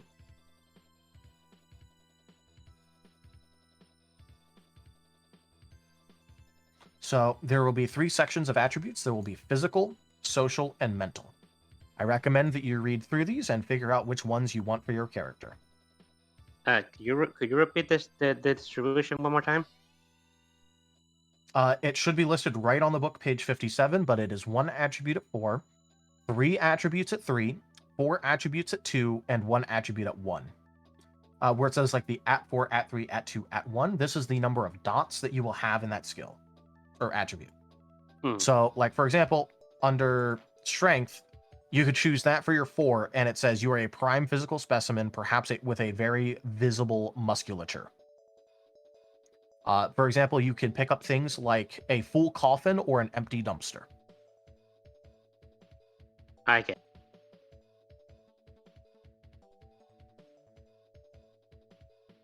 And I should also, for the people who don't know, the reason why a 2 in a stat isn't that bad is because it's usually combined with some other thing, like a skill. Yes. So this is a combined pool where the way that it works is I will most likely call for an attribute and a skill to make a check. When you roll that, you will put all the dots you have in that attribute and all the dots you have in that skill, as well as any relevant modifiers, all into a pool, and that will be your die pool. I will explain how the dice work later when we get to the actual rules. This is just important to know that generally things will be combined checks with attributes and skills. There are parts where this is not the case. We will get to that later.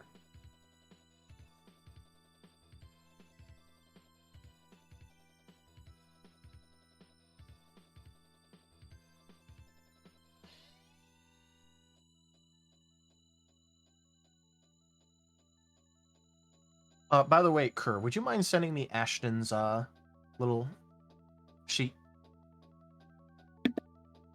All you have to do is copy the URL and send it to me. Okay. I don't need to have edit powers right now, so.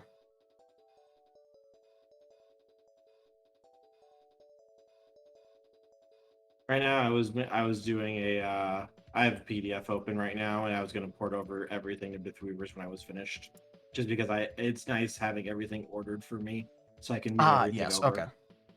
Yep. Also, guys, if you want to, mostly utilize the PDF sheet, you can do that. It's just I need to have access to various sheets. Yeah, I was going to move it over to Mythweavers. It's just easier for me to get everything down this way. I'm just letting everyone know that. Okay.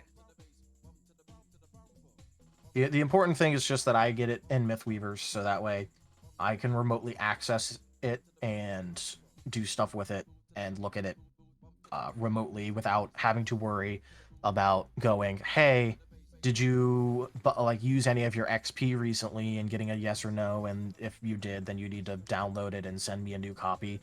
And that is way too much effort to put in. So instead, Mythweavers. It's more annoying initially, but it'll save us a lot of tears in the long run. Sounds good. I did put the link for Ashton in Guild Tales. All right, you don't need to publicly share your character sheets with me. You can just PM it to me if you care about it. Oh, okay.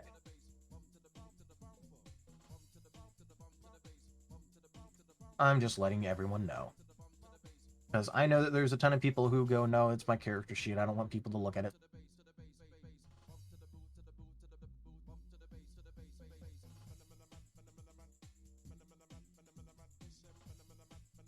By the way, Jits, I am not going to go crazy at the 3-hour mark.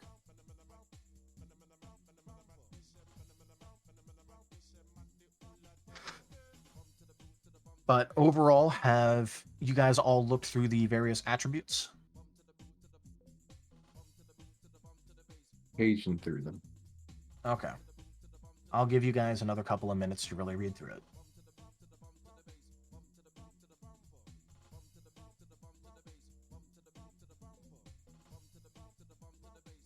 Would dexterity directly influence how good you are with your hands? Generally, yeah, I mean, it does have to do with your fine motor control. Which would include your hands. Yes. I think for explosives, is that intelligence, I want to say? By default, it is, I think, using it is a mix of like intelligence and wits. Okay, I'm that's gonna double check. But one important aspect about this system is the ability for you guys to sell me on a variance of utilizing your skills. This is very much a system where you go, hey, can I roll it like this, and then flavor it so that way you're trying to do it a certain way, and I can say yes or no. But I just want you guys to know. I can barter with my rolls. Yeah. Nice.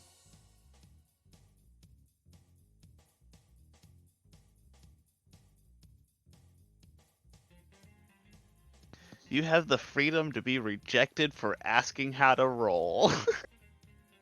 Yeah, that's true, but so long as you can explain it to me, I'll probably just say sure. Go for it. I'm not going to say it to everything, because then otherwise you guys are going to ask to use your best skills for literally everything, but, if you can sell me on it, that's good. That's a term I'm going to use a lot. If you can sell me on it. So what you're saying is if my OOC charisma score is high enough. Or your intelligence, basically going, logically, I should be able to do it like this, and then I'd go, yeah, you're right, or no, you can't do that. Like, if I'm, like, doing, like, some kind of surgery on someone, I'd be like, I'm using dexterity and medical together, because obviously, dexterity is using my hands and, in a way that, would be surgical. Yeah, and then you could go with like, okay, so you medical. want intelligence to be the purely theoretical and dexterity to be the physical action. Cool. So the DM will remember this. The DM will remember this. Setting plastic explosives require an intelligence plus technology roll. Int plus Yeah, two, you could definitely sell me on different things. So I will need tech, which is good. I do need to know like which skills I will need to have, but also I'm also just thinking of like what he would generally have as well, and making Yeah. sure I'm Well, building him. to be properly. fair, generally you don't want a tech illiterate guy working bombs, but Right. No, obviously. But like that it's just the question of does it count as tech or does it count as something else? And but I like Yeah. we'll go over the skills later. we will.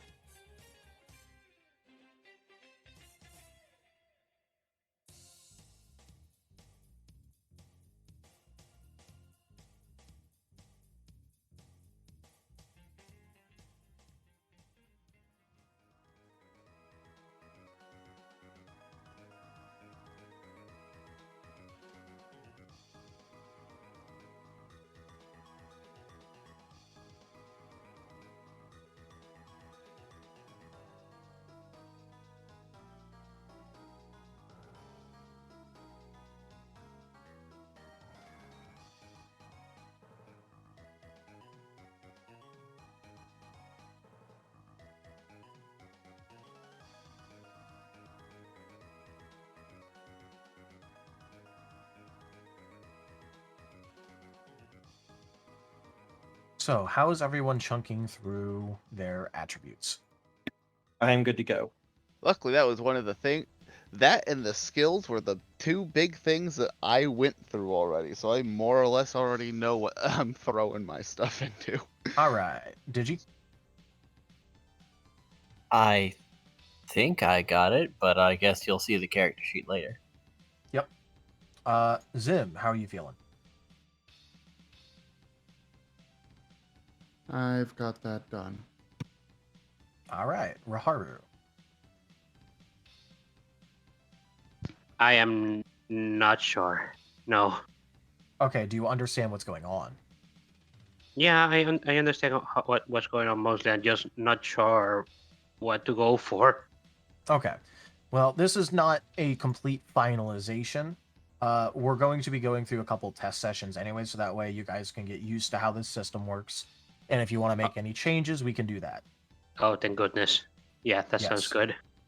So this is not you are not fully committing to anything in case you hate how it's working. Mm-hmm. So don't agonize, just, think along general lines and select some stuff. Okay. How are you feeling, Foxboard? I'm feeling good. I've got my selection out. All right. And you said it was wits and intelligence are probably going to be more important for me. Intelligence is generally very good for you if you're going to be doing heavy demolitions work. Just due to how, it's by default, it's intelligence plus technology. That was it. Gotcha. Okay. A good way for I think I got a decent way. Intelligence is like book smart. You know how to do things. Wits is Oh no, more I'm not. like I'm not thinking confused on quick. what they. I'm not confused on what they are. I'm just making sure that wits is not used for bombs. Yes. Yeah. Bombs. Roll Unless bombs. unless it was someone threw a grenade at you and you're trying to react quick enough to throw the grenade away from you. Yeah. That'd You be want it? dexterity though. You That want would it? probably Yours, that my would maybe friend. wits and dexterity. As long as you have enough rupees. So when you're selecting these, I do want to make a special note. This is on the same pages as the ending of the attributes, but I want to double check that you guys have read these sections, where health is your stamina +3, and your willpower is composure plus resolve. All right. Question. On the sheet. Yes. Would it be like a tick down thing or a tick up thing? So long as you keep it straight in your own head, go ahead. I care not. Okay. Technically speaking, it's a tick down, but look, So long as you can keep track of it, I don't care.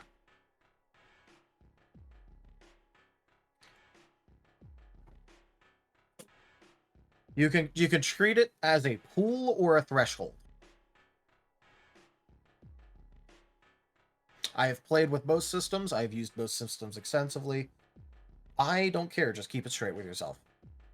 All right. Do I need to do that for both health bars and willpower bars? Like, So 1 bar is going to be your max, and 1 bar is going to be your current. okay.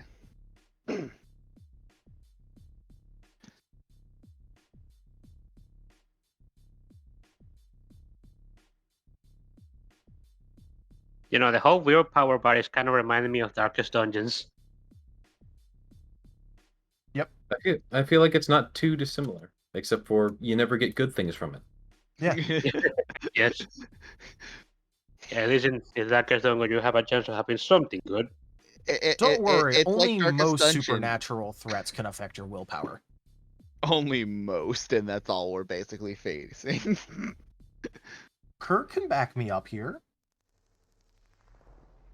What's up? It's only most of the supernatural threats that directly affect your willpower. Don't worry about it. You'll be fine. Good thing we're not. As Good someone thing we're who's not played, going to run into a bunch of supernatural things as a natural response team. Just As- stay as- within as- 6 feet of me at all times. as It is someone safe who's to die. played, as someone who's playing actively several other World of Darkness campaigns, he's correct. It is safe to die. It is not. Like I said, just make it sure is you stay within unsafe to be scared. stay within 6 feet of me at all times. You'll be fine. Altemis has very good willpower because he has very high resolve and composure. Oh, good for you. As a battlefield medic, it makes sense for him to basically be like, "Oh, are those bullets flying? Well, I'm just gonna keep cutting this guy open to like remove his appendix or something." Yep. But yeah, so Rahar, how are you looking?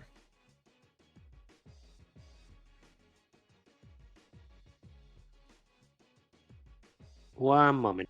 I'm feeling it out right. Okay. And this is just like an open offer to everyone here that if after this you want to go over this more and go over how it all works more, feel free to just message me. I will happily hop onto a call with you, explain things, like, you know, help you choose things, stuff like that.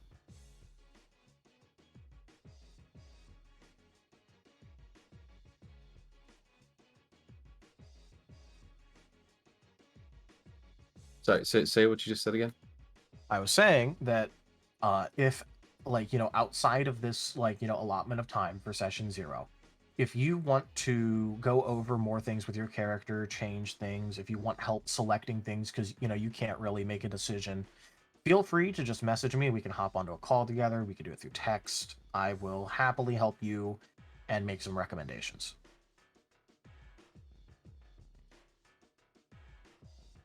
Awesome.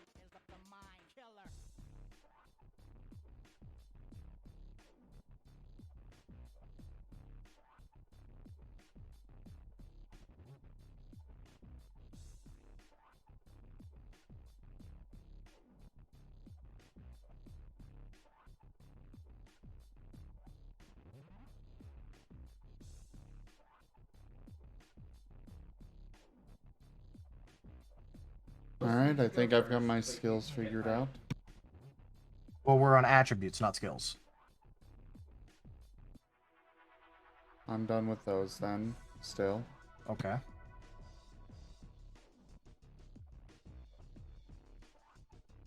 I think I've also settled attributes. All right. So, Raharu, just let me know when you're done.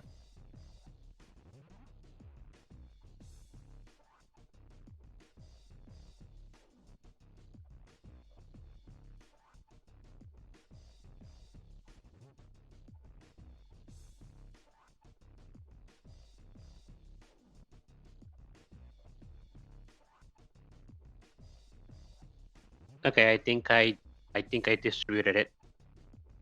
All right. So make sure you put down your health pool and your willpower pool. Oh. Or threshold, whichever one you want to do. But again, health is stamina plus 3. Willpower is composure plus resolve. Stamina plus what? Resolve. No, the first one. The first one is stamina plus 3. Health. Okay. Health is stamina plus 3. Willpower is composure plus resolve. Which means, unless you feel like you're never going to get slapped in the face, you don't want to tank your stamina with the 1 point. Probably. Then again, are you really going to be able to resist a vampire trying to kill you? Probably. But, okay, so now I'm going to start going over skills. There is a lot more skills than there are attributes. There are a total of 27 skills. There will be 9 physical, 9 social, and 9 mental. When it comes to skills, you have 3 options. So there is the Jack of all trades, balanced, or specialist. Here is the differences between the different ones. Jack of all trades, you take 1 skill at 3, 8 skills at 2, and 10 skills at 1. Balanced, you take 3 skills at 3, 5 skills at 2, and 7 skills at 1. And specialist, you take 1 skill at 4, 3 skills at 3, 3 skills at 2, and 3 skills at 1.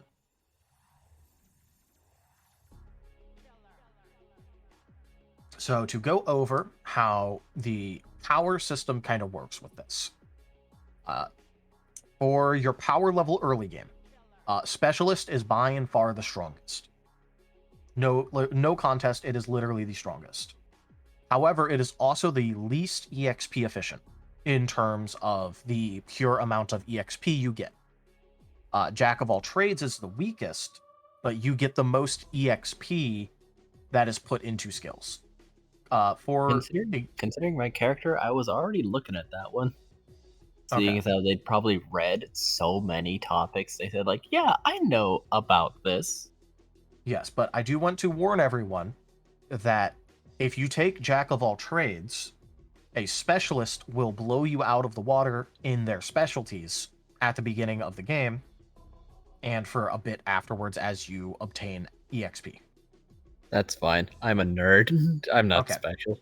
I just want to make it very clear to everyone beforehand, before they select this and they lock it in, and this is what they're married to, that you will be weaker until it hits mid to late game.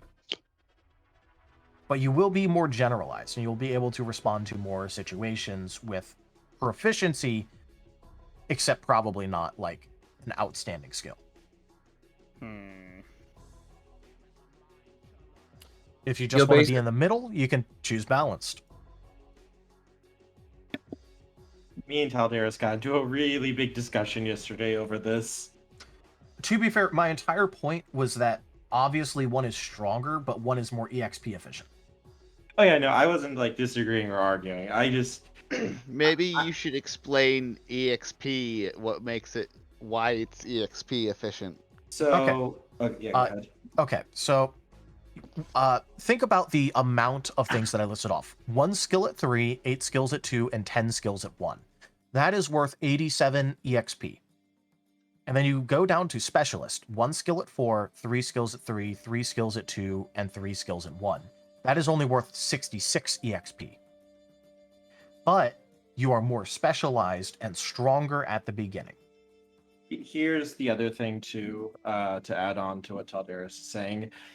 In play, in order to raise a skill up, it requires 3 points of experience times the dot level that you're raising it to. So three experience for the first dot, 6 experience for the second dot, 9 for the third dot, 12 for the fourth dot, and 15 for the fifth dot. And you have to do this in sequence. So Yes. if you want to go 1 to 5, you don't just spend 15, you have to spend everything in between as well.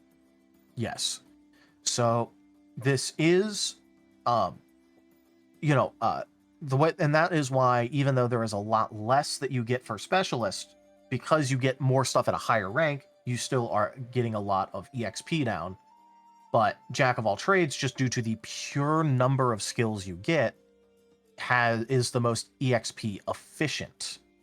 So you basically, if you do Jack of all trades, you kind of, you don't necessarily, you're not necessarily good at anything, but overall you basically just get free EXP compared to the other two. Yeah. Yes, that is literally how it works. Oh, go ahead. Sorry. Yeah, I was going to say, so the big thing to keep in mind is that your goal is to generally in terms of the progression that you go down, is you will generally go and upgrade your attributes first, and then after that go into skills, because attributes they affect more things.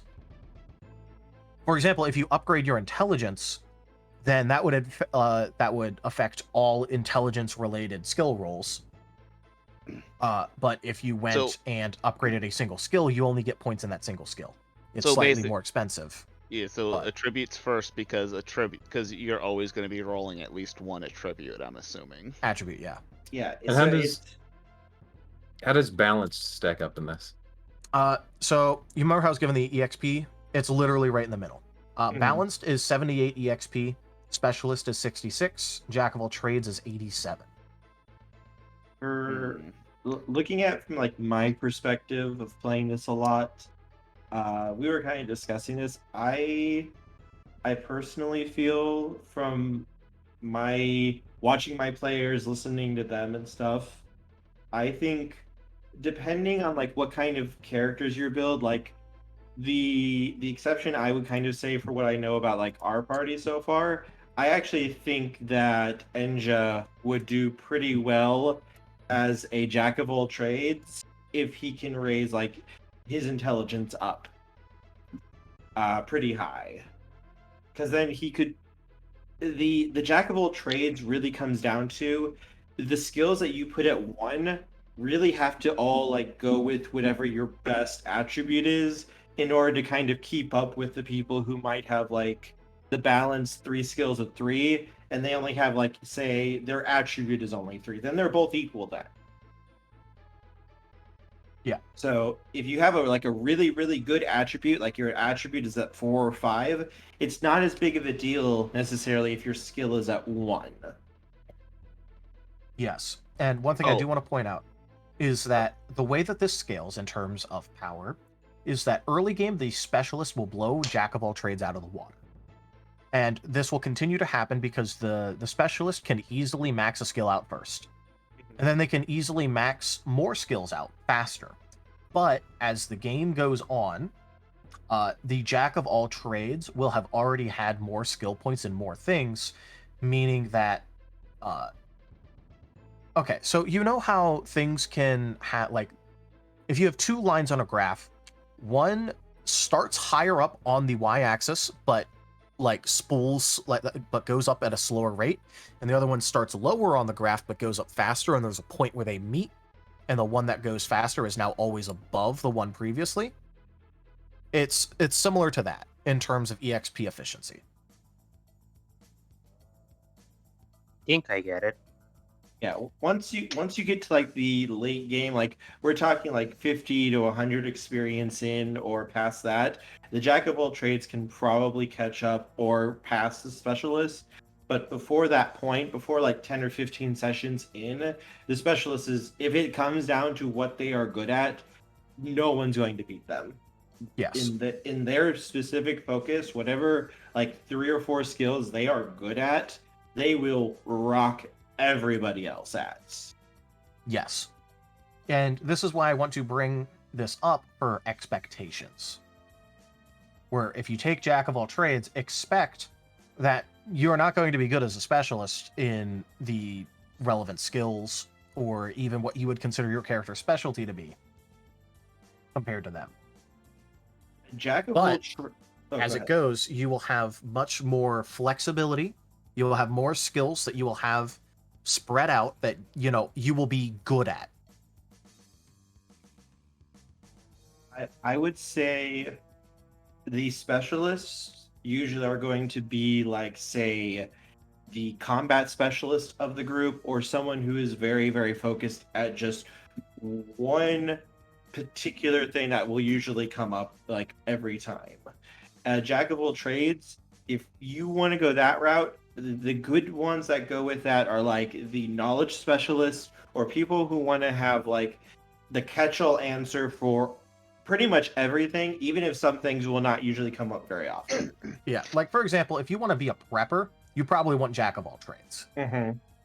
If you want to be a knowledge guy, you probably want Jack of all trades. If you want to be a specialized hacker and like have a lot of like that sort of skill, you should probably pick specialist.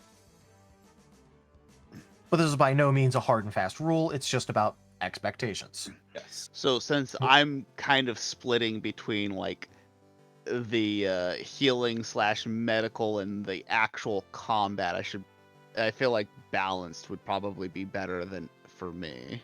Yeah, and that's the middle ground option. You can Yeah. definitely choose it. I could see the argument for specialists because you want to go like your medical skills, and you still have 3 skills at 3. So I could see the argument there for the specialist, but the balance I could also see the argument for. It depends like how important is having like those 5 skills at 2 and 7 skills at 1 versus having a few more skills at 3 or same skills at 3 but 1 skill at 4. Because the important, like, in terms of like putting this into a way that you may be able to understand, Jack of all trades will have at least 1 point in 18 of the 27 available skills. You will only have 7 skills that you are not trained in. Meanwhile, the specialist will have points in exactly 10 skills, which means of the 27 skills, you will have 17 that you are not trained in. But the ones that you are trained in, you will knock everyone else out at, mostly. Also, just to let everyone know too, because we were talking about before, to raise an attribute, it is 5 times the current dot. Yes, because it affects more things. Yes, it's more expensive. I just wanted to let everyone know how much it was. Yeah. It does show up in a chart at like the end of this section. Well, not this section, but like, this chapter.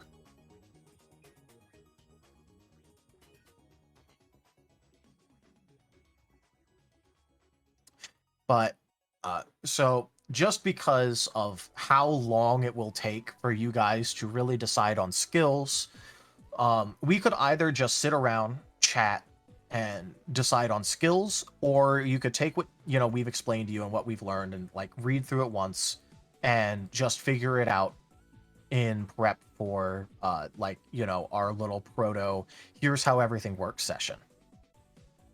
Mhm. I've already thrown mine together. Okay. Yeah, I've got mine together as well. I'm just more I got- throwing out the option because there is 27 skills to look through.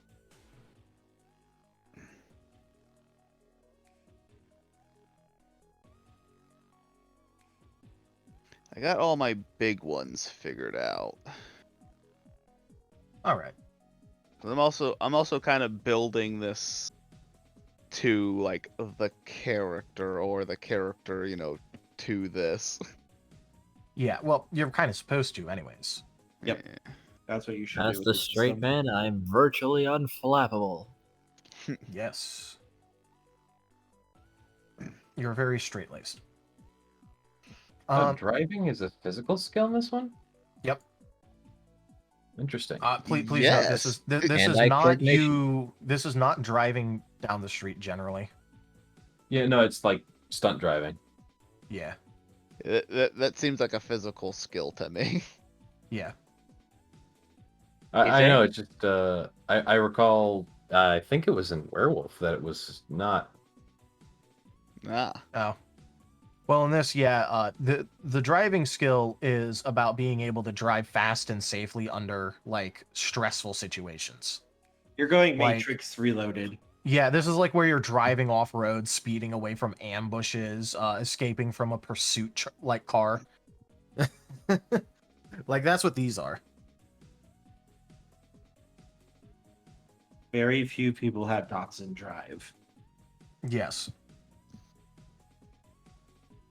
Like if you're the kind of person who goes around and like speeds at every opportunity and like won't bother to slow down for like, you know, corners that much, you probably have like a single dot in driving, maybe. I gave my mage character, I want to say 1 or 2 dots in drive, just because he has indeed been on the run like that before. Absolutely. That's a good question. Who's the getaway driver? Yeah, who You know, Funny there enough, will I be- do have 1 dot in drive, and I justified it to myself as it is so hard to get under their nerves. They could be accidentally going twice the speed limit and just be straight faced. I probably have a single dot in driving, but that's also because I was in a 2005 Toyota Matrix and was going over 100. It was a downhill, though.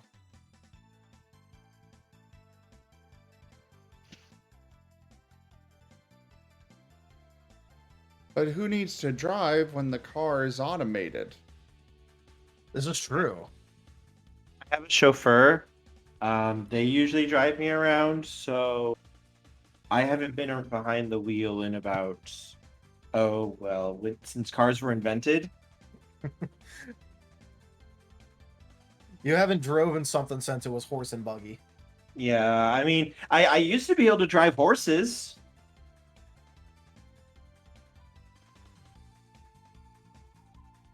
How many horsepower was that?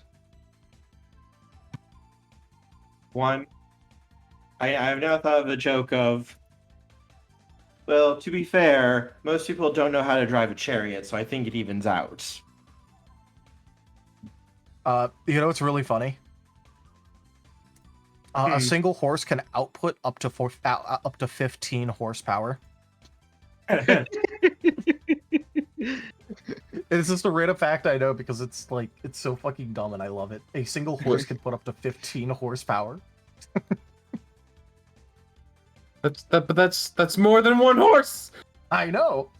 That's why I was making the joke towards Kerr about that. So you ever he stop didn't to get ask it. which horse they use to determine what a single horsepower is? It's one of those like small ponies.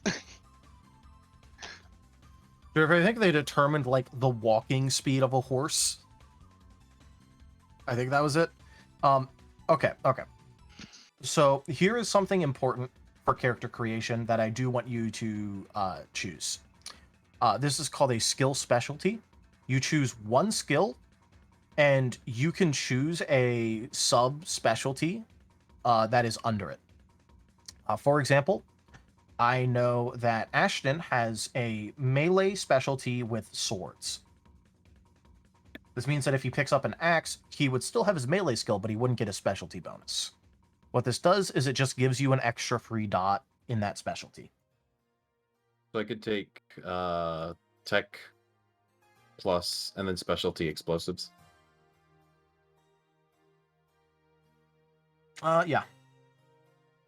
Nice. At least I think that's what's used for explosives. Wasn't this thing saying that it was supposed to be like a bit more, I guess, specific when it comes to specialties? It is. For weapons, you choose a type of weapon like axes, chains, clubs, fencing, disarming blows, gorettes, improvised weapons, knives, stakes, and swords. Okay. This means that, if you... It's like, if you were ever outside of this, like, one specific specialty, then, it's supposed to be more, like, you don't get it. You don't need a specific specialty for the Daijo staff that your father handed down to you that's been in your family for 5 generations. You can also consult me to develop new specialties if you want to have more specialties. So, like, for Altemis, I could be, like, medicine and be, like... like... Healing. trauma first aid. Yeah, first aid and trauma team are, like, 2 different things from, that are already listed, I believe. Yeah, first aid, hematology, pathology, pharmacy, phlebotomy, surgery, trauma care, veterinary. Those are considered specialties. I like how lobotomy is listed out as a specialty. Phlebotomy. I guess it would be... Phlebotomy. Oh, That's- phlebotomy. Okay, so you're not just a specialist in jamming a ice pick into people's heads. So, what would I put down? Because I know it's going to go into medicine, but... Just so everyone knows, phlebotomy is drawing blood.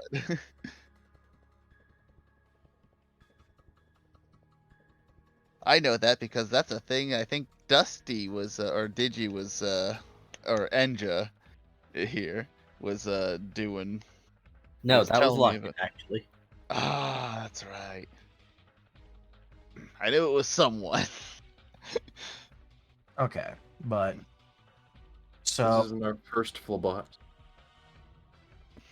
as I was going to say, I think we've sat on skills for long enough. So now we're going to go over to what I consider to be the second most fun section in the game. Is everyone ready? Yes. Maybe. Oh boy. What page? Advantages and flaws. Also known as Yes. merits and flaws.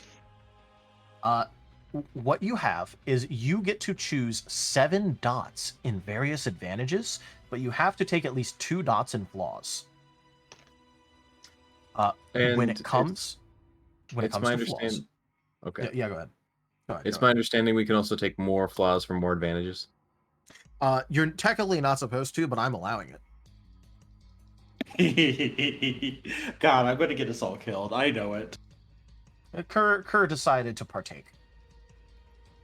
I thought it was a good thing and it fit the character. Oh, it definitely does, but that doesn't mean that it's not going to threaten your ducklings. Oh yes, I know. My babies are going to be in danger, and I must protect my babies.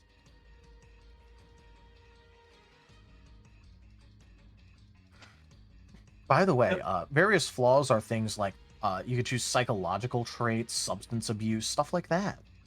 I do have a question for you. Yes. What would I put Kellen under? Would he be considered an ally, or would he be more under mentor? I wasn't sure where I should put him down at. So,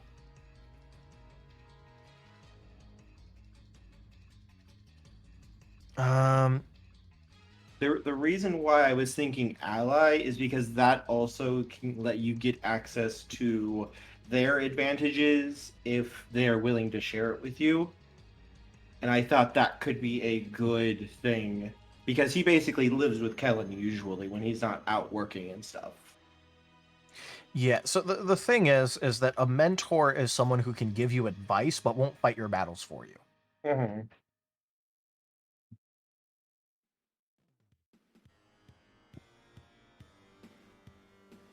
Now, is an acceptable flaw just being lame?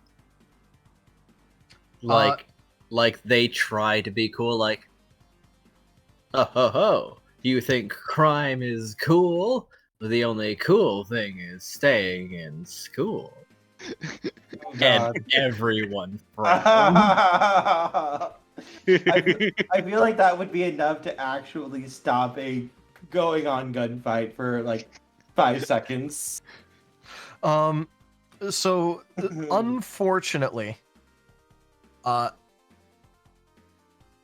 so okay. Wait, There are I- various versions that we could go with in order to get this to work.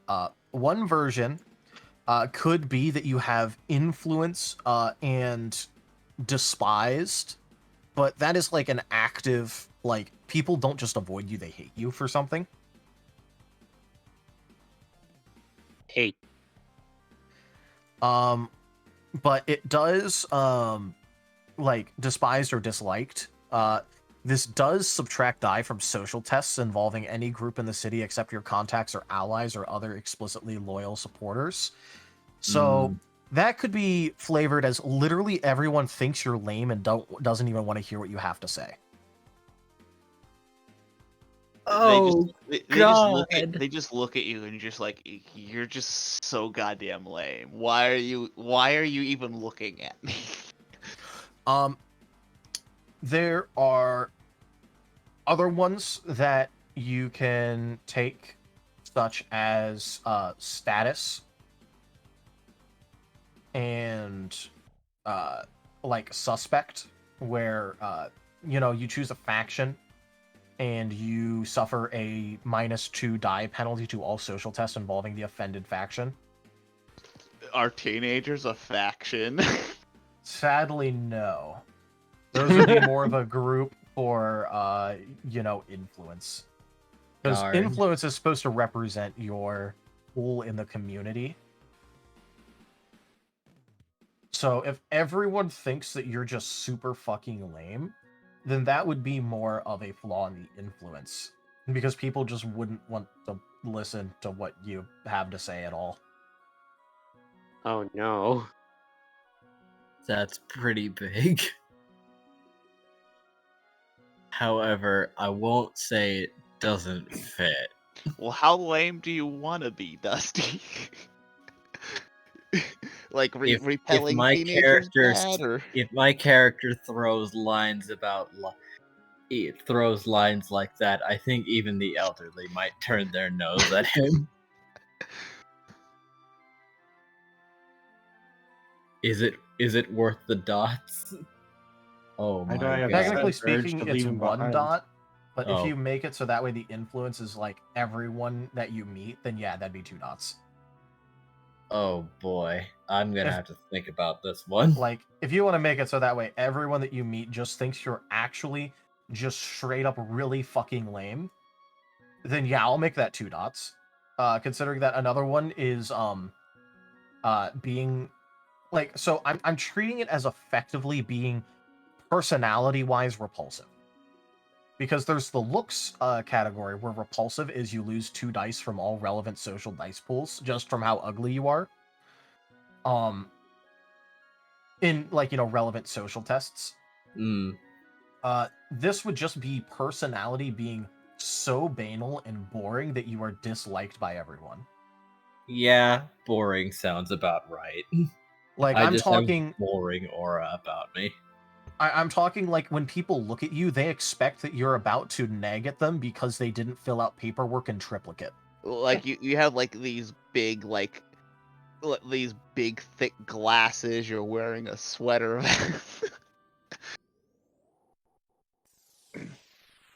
Like, if you want to be as nerdy and banal and bland as possible, we can work that into being a flaw.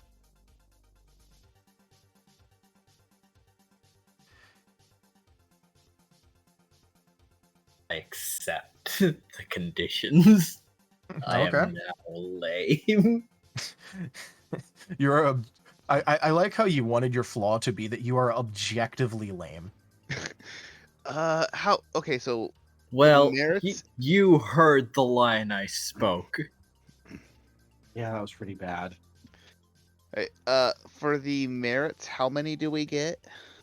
You get 7 points. Again, if you're gonna ask me these things, double check the Guild Tales D&D chat for the image that I put there.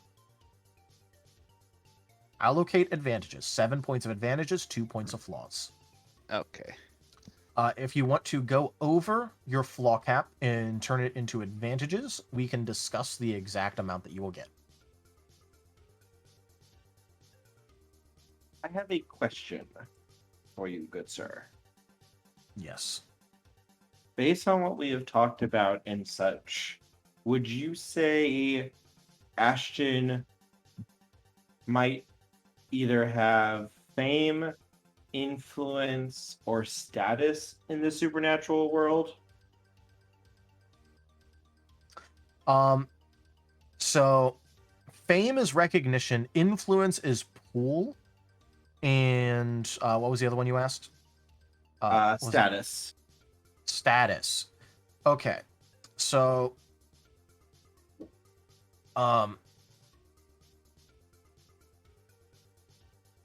status is mostly your like perceived like hierarchical rank. Mhm.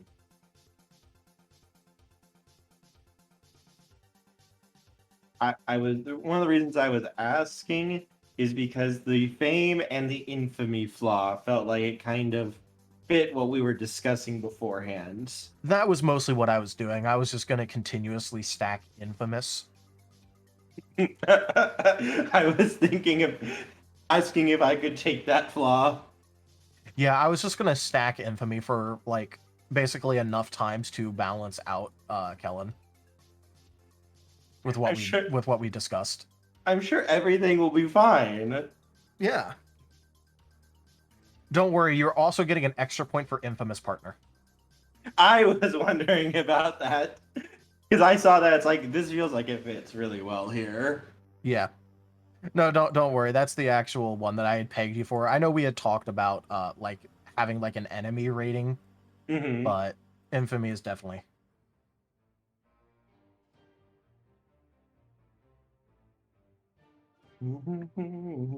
Infamy is definitely the one that I was gonna go for. There's Is no. that all the? But remember, for a lot of these are just examples of what constitute as flaws, and you are supposed to work with me to help formulate the flaws that you want for your character. Okay.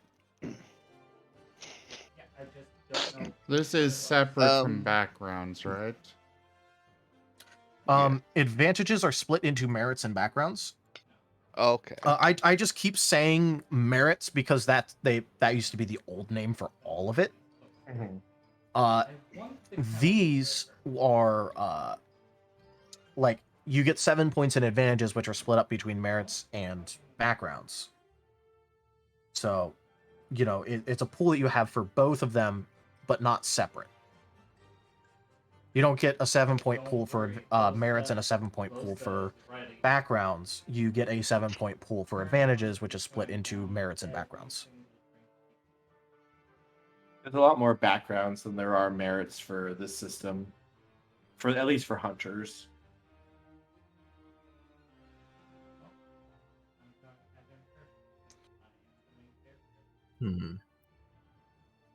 Now, which one would use library go under?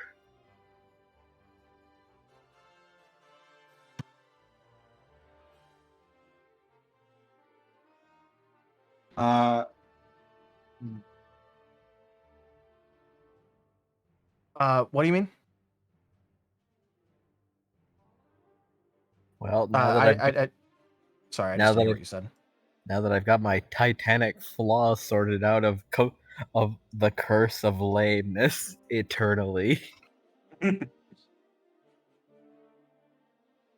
I'm wondering what my good points should be. And the first thing that comes to mind is read books good, study, or use library. Well, library is an edge that you can get later on in this. Don't worry. That section comes later for how you get your personal library. Oh, okay. But one good use for points, if you are unsure, is getting allies and contacts. It turns out that having people that you can call on, such as allies, contacts, retainers, a safe house. I know Rob was going to put a lot of points in a safe house though. Would generally help you out because, again, like literally like 80 to 90% of this game is going to be investigative work, interrogation, like straight up like let's go to a scene and try and parse what happened, stuff like that. Oh, And hey, one having of my people, touchstones is my coworkers at the library. So yeah, I'll use some points to know other people at other libraries. yeah, you can do that. Hey, look, I still keep in touch with the people in the library that I worked with.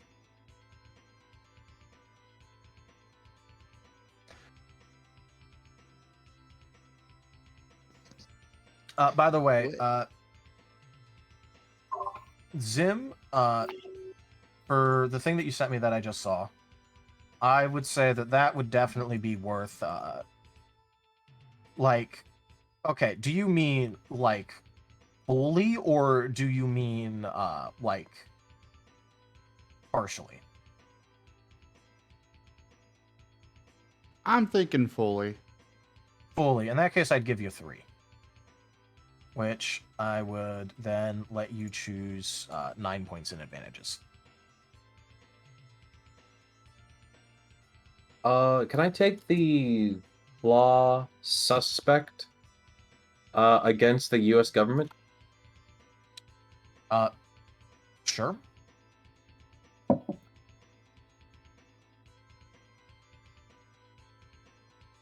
Because yeah, I assume like my guy might be slightly like considered probably a criminal.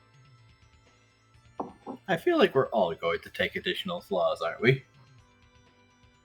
Flaws are just great. Like they give you so much like hooks for the character that could lead into things.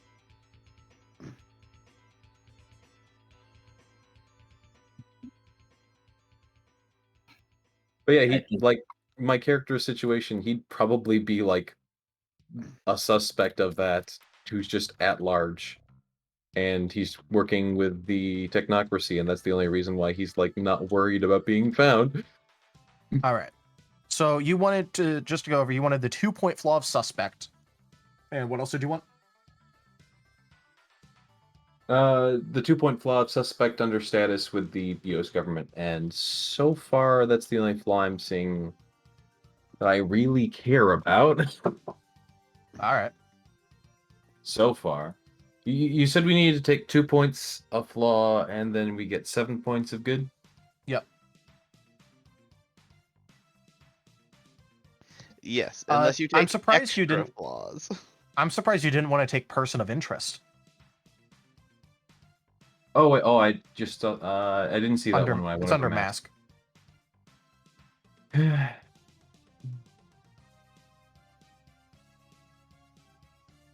Ooh, I could probably take that too.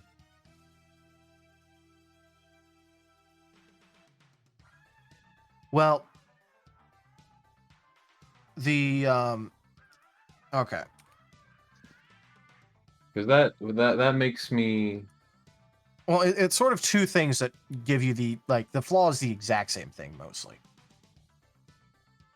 The other one specifically is like I can't make social rolls against them. I take 2 dice against social rolls against them, and person of interest is literally the org is up to get me. So it's basically just doubling down on the U.S. government is after me. Well, just so you know, you're literally working on paper. Like in reality, you work for the technocracy. On paper, you're working for the coalition, which is a multinational government organization, effectively. So how's that gonna work? Don't upset them and you won't get arrested. Yeah, basically it means if you fuck up, it's your ass and you get extradited. So they know I'm a criminal, and they're just like, oh yeah, we're protecting him because he does good work. But the moment he turns into a liability, we don't give a shit. Am I understanding this correctly? Could you repeat that? I just want to make sure I understood you. So they're sitting on him because he is an asset, and they're protecting him because he's an asset. But the moment he turns into a liability, they're like, okay, well, you were a criminal, so fuck you. Yeah, basically. It's Basically, basically if you get- also a albatross slash sword of Damocles hanging over your head to do what the fuck they say. Right. It's your flotation device and the anchor. Which one they cut will be up to you.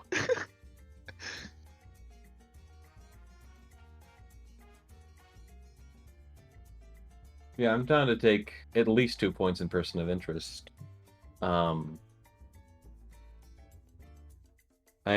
guess if we just want to make him more, like, being bullheaded into situations, we can give him suspect or whatever. I guess. But I don't know. I don't know if I'm just mining points at that point. Yeah, I don't know if it's different enough for me to really.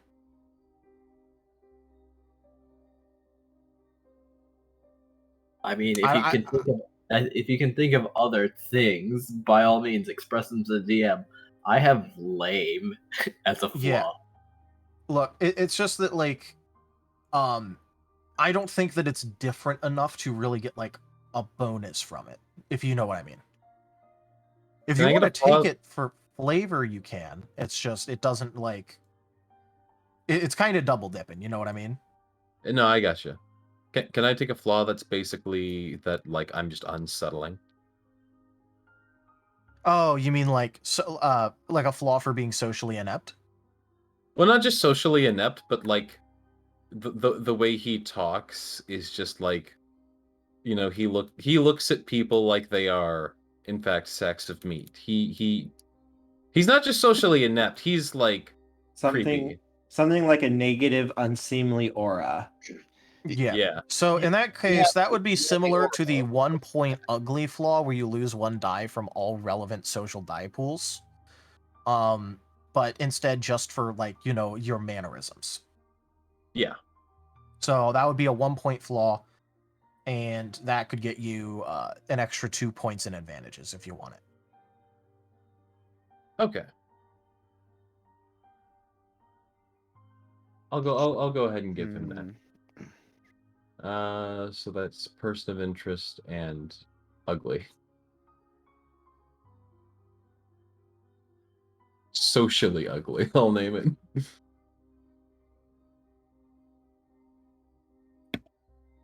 I feel like people won't like what I said, but it's gonna be fine. I can't wait to see what happens. I need to pick flaws. You do. Yes.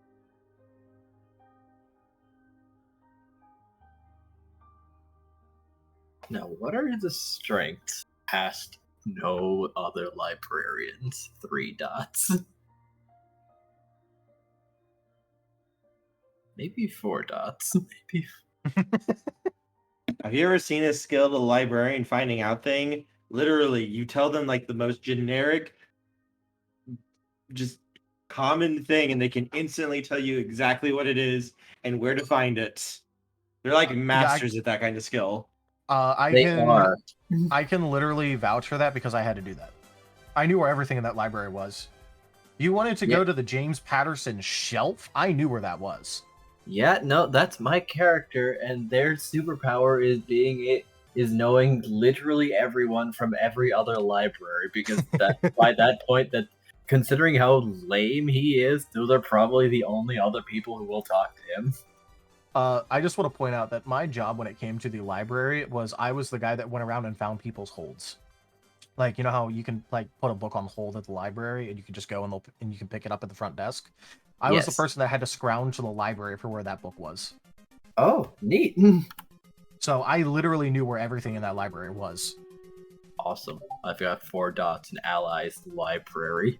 Hey I guys, make sure that if you want to have a house and money, you take the resources advantage. Oh, yeah, that's a good idea. I hadn't thought about that. Otherwise, you'll automatically take the destitute flaw of having no money and no home. Considering that level 1 dot in resources is living paycheck to paycheck. What would be the equivalent of I am basically living with the foundry and using whatever they supply me with? That would still probably be destitution right there, where you don't have any money and any home. You have 0 dots in resources.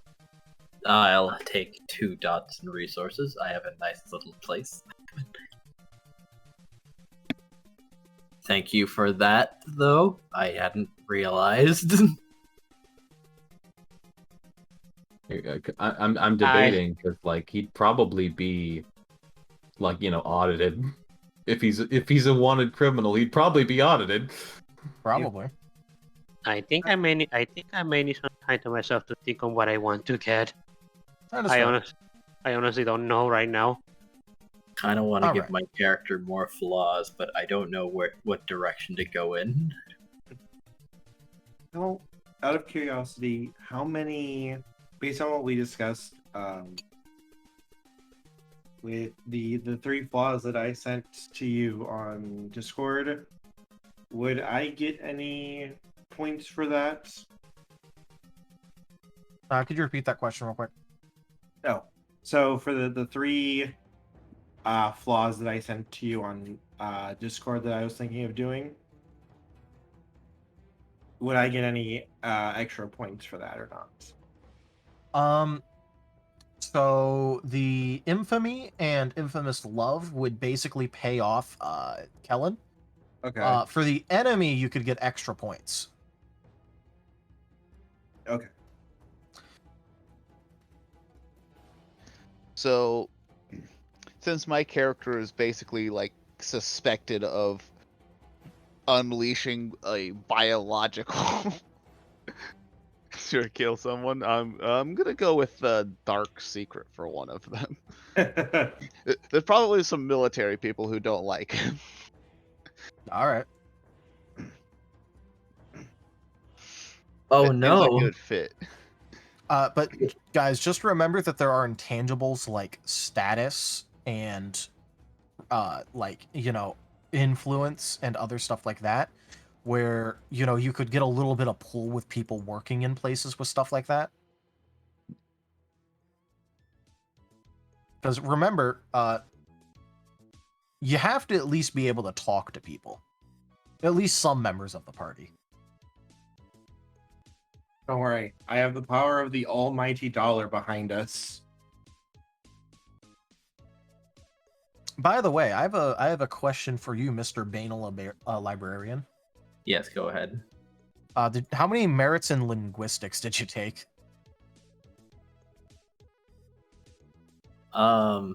Merits in linguistics, you say? Yes, there is a linguistics merit. I let me check again. Page 70. It's the first one. I missed that one. I hadn't put anything there yet. But sounds like I really should. Thank you for also reminding me. However, on that note, I wanted to ask you about something. Yes. Do I just seem so off and potentially like from 2 centuries ago that I might have an unseemly aura? Okay. So when you say that, unseemly aura is literally already the name of a supernatural situation merit. Oh, is it? Yes. Sorry, I thought like for some reason I mistook that as a flaw. Nope. Oh, Okay, it's just a like- double-edged like- sword at times. Oh, okay. Like, oh, monsters might think that you are one very badly pretending to be a human. Yeah, they could think there's no way this guy has to be like some sort of plant. And by the same token, a hunter might be like, "That's definitely a monster. I'm gonna shoot him in the back." Yeah, they'd be like, this is definitely a ghoul just failing to blend in or something. Like this cannot be an actual guy. I was wondering, it didn't seem like such a bad enough thing to merit 2 points, but I was wanting to ask. Okay, I want you to understand the fact that you're effectively getting -2 social interaction with everyone. Outside my contacts and friends. Yes. So I really shouldn't continue making myself even a grocery store cashier would turn their nose at me. Yes. They would go, who the fuck is this guy? Get a life.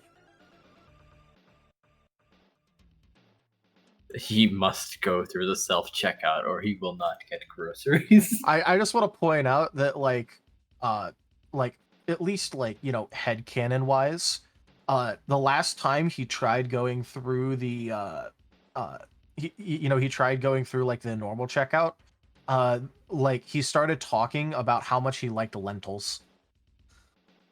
That sounds about right. But you see, I believe the best organization method is alphanumerics. Damn, and you're going against the Dewey Decimal System? Ooh. I'm sorry, but I think that there are cases where people do not know, in fact, the Dewey Decimal System. But the Dewey Decimal System is meant for non-fiction areas. All the rest of the areas are already in alphanumeric. The Dewey Decimal System organizes things by topic in nonfiction. There are some cases in which case people do not have the context of the subject. Alphanumeric would present the information equally to everyone, regardless of context. But we have the plaques and cards detailing out what areas of the Dewey Decimal System are involved in each shelf. Altemis breaks out duct tape, approaches menacingly. The best part is I can literally have these conversations because I fucking worked in a library. I also had some time in a library, which is why I feel fairly confident attempting this character. Okay, so I'm just imagining now for Ashton when your birthday comes up, Digi. So you want a library? Okay, which library do you want? Which library do I want? Yes, which library do you want? Okay, look, That's a Kerr, hard one. stop abusing the fact that your husbando has resources 5 and can do whatever you want to give birthday gifts to the party. I mean, I may have taken it myself. We have shared custody of the wealth. I'm just saying. All right. I just wanted to give a gift. I thought it was small. I don't have many friends anymore, okay?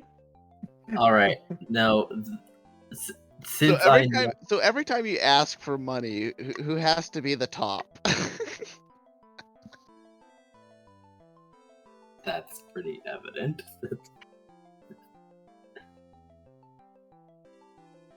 Anyway, the real other flaw that I was considering was that I don't know how adaptive they are to abnormal situations.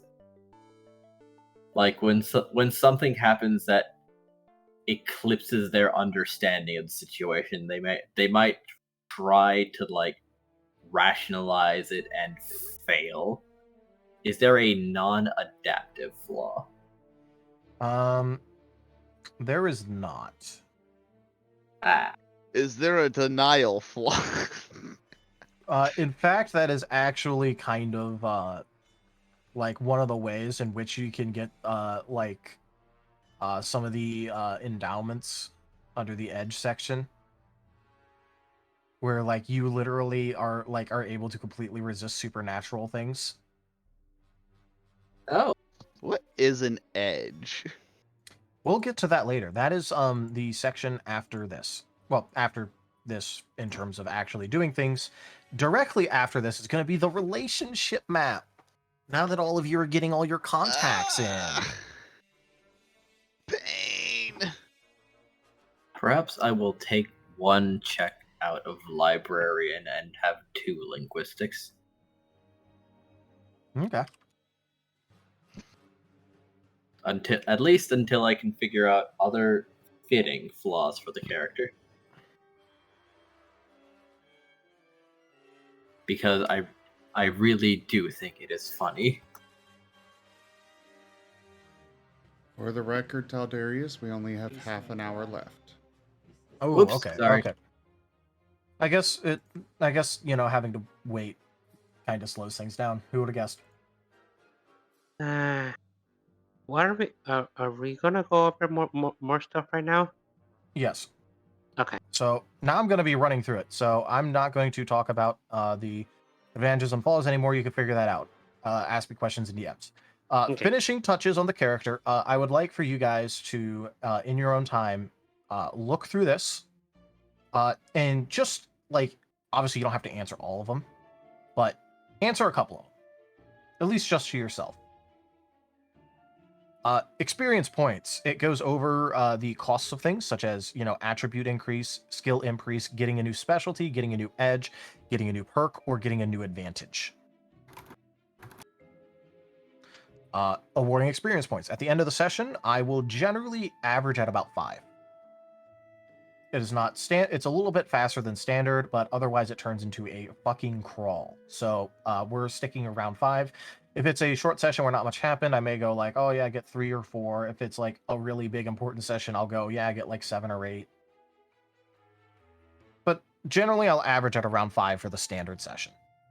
I will say it would be better to have one set amount for every session, because based on the track record of the other World of Darkness games, we're going to get even just 10 episodes in and be completely lost on where our experience points are. There's an EXP tracker. You should be able to take care of that. Also, if it makes you feel better, I could just write what the, how much EXP was given every single session in the chat. If you want to keep keep a running track of the going total, go for it. I want to give special rewards for special sessions in terms of XP. If you guys take down a big query, you're going to get more XP than if you're doing it normally. I'm going to figure it out. Don't worry about it. Okay. I don't care that it's slightly more administrative work. I'd rather have fun with it. We are not going to do alternative progression because I don't care. EXP, funny number go up. Relationship map. You know what? We're going to keep this really simple. In your free time, think about the various characters that you have, that, all your other group mates have talked about, and just send me, in a list, what your character would think about them in, single, little description. So the examples that the book gives is, weird but insightful, style or substance, likes the attention, things like that. Little, small little descriptors for how your character feels about various things. Real quick, we haven't really heard too much about a lot of these characters, so that might be a I'm little talking about the difficult. characters that you guys are playing. Oh, okay. The other player characters. In addition, if you took, contacts, just write down what the contact is. Or if, you had an ex-girlfriend or an ex-boyfriend or whatever, write that down. Stuff like that. The next important big thing is edges, where at the beginning you can choose to have 2 edges and 1 perk, or 1 edge and 2 perks. Edges are where you have the almost supernatural stuff. This is where you guys are going to get the actual good, important, powerful shit for your character. One example for this is Arsenal, where if you do a test of intelligence plus craft or manipulation plus streetwise, or some check that you can convince me would work. If you win at a test of difficulty 4 or high, and you get 4 or higher, you are able to provide a single personal firearm or melee weapon, such as a sniper rifle, handgun, or high steel combat blade, at the beginning of a scene. So let's say we are moving scenes and you are going from your safe house to an area that you're staking out. You could make the test at the beginning of the stakeout to get a sniper rifle. Taking that is considered the edge. The perks are the various things under it listed as perks. So for example, this is on page 90 and 91. Arsenal perks, team requisition. The hunter is able to provide additional copies of the same weapon up to the margin of the win. These weapons provided all have the same perks, if any, and are subject to the same limited duration. This means that, let's say you grabbed a shotgun and you got 3 successes, you could hand out 3 additional shotguns.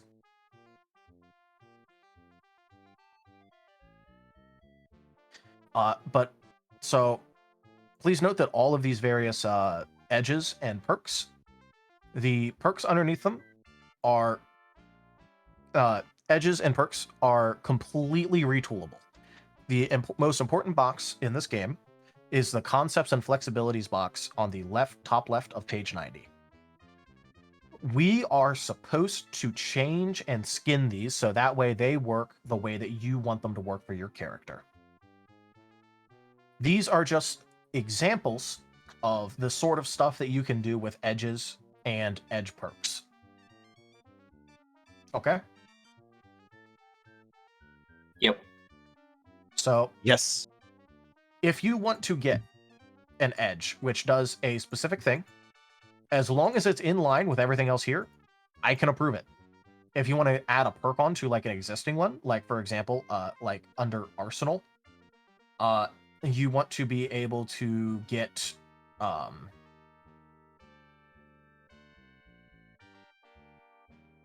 I don't know. There's already like a lot of the stuff that you can want for Arsenal there, at least off the top of my head. Moriarty, page 92, you want ordnance. Yeah, he wants ordnance. Yeah. Digi, you want library, page 93. No, I saw that and I thought, how did I have the exact stats for this? So, when it gets to other pages and it starts talking about endowments, that is still under the list of those are still edges. It's just under a different section. So, for example, if you want to be immune to mental supernatural effects, you can go for thwart the unnatural. Or if you want to have an artifact, you could go for artifact. Yo. After this is the weapons section. So, I recommend that you look through the various edges and perks. If you have ideas, just message me. Weapons. The way that these work is that they will either deal aggravated damage or they will deal superficial damage, depending on what you're fighting.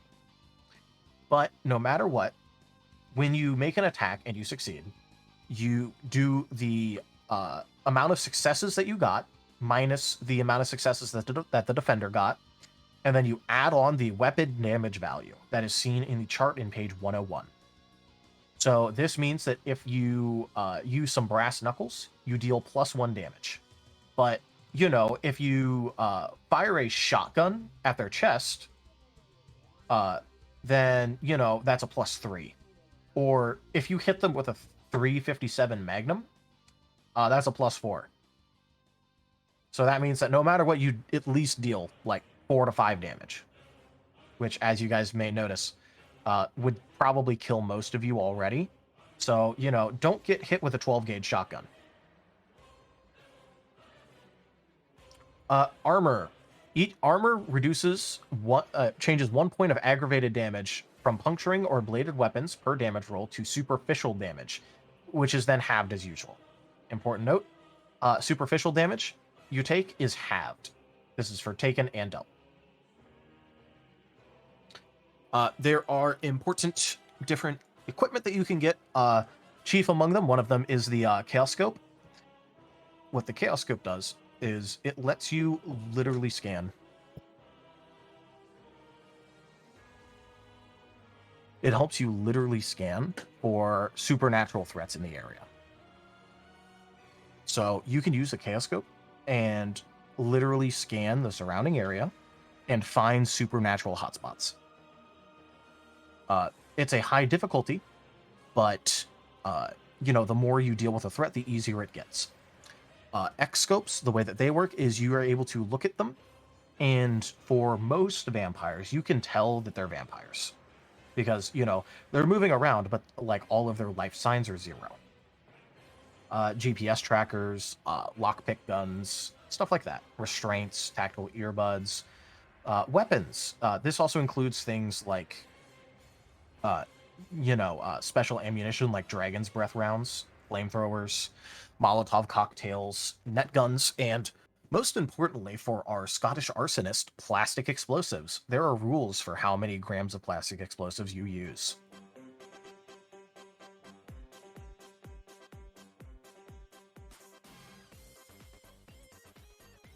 All right, to keep on the march, does everyone at least understand what I said? Our community Yes. grows. Yes. Okay, good. So on the rules section, page 110, there are various time systems. A turn is basically like a single turn in D&D, effectively. But it's generally like a short action scene. In terms of scenes, this is generally like a location. So, a stakeout would be a scene. A series of phone conversations could be a scene. Going to a play and chatting with someone there, that could be a scene. A session is obviously a session. We're probably going to end up calling them either sessions or chapters. Probably chapters in terms of the naming scheme, where it's going to be Chronicle 1, Chapter 1. A story is a full narrative arc where you get sent to chase down this one supernatural thing. The story ends when you deal with that supernatural thing. That's going to be how our system works. Does anyone have anything else that they want to change about the story thing, where it basically just acts as you are going out to find this one supernatural thing? Once you do it, that's the end of that specific story, unless it then proceeds to lead in directly to another thing that you are going after. Like an expanding situation. Makes sense to me. All right. And then a chronicle is basically let's say that you guys go through, you deal with a lot of things and you really start chafing under the technocracy and you fuck off. That could be a chronicle change.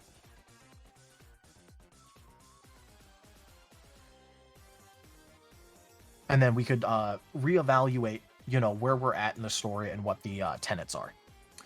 In terms of using dice, a lot of this is going to be roleplay heavy.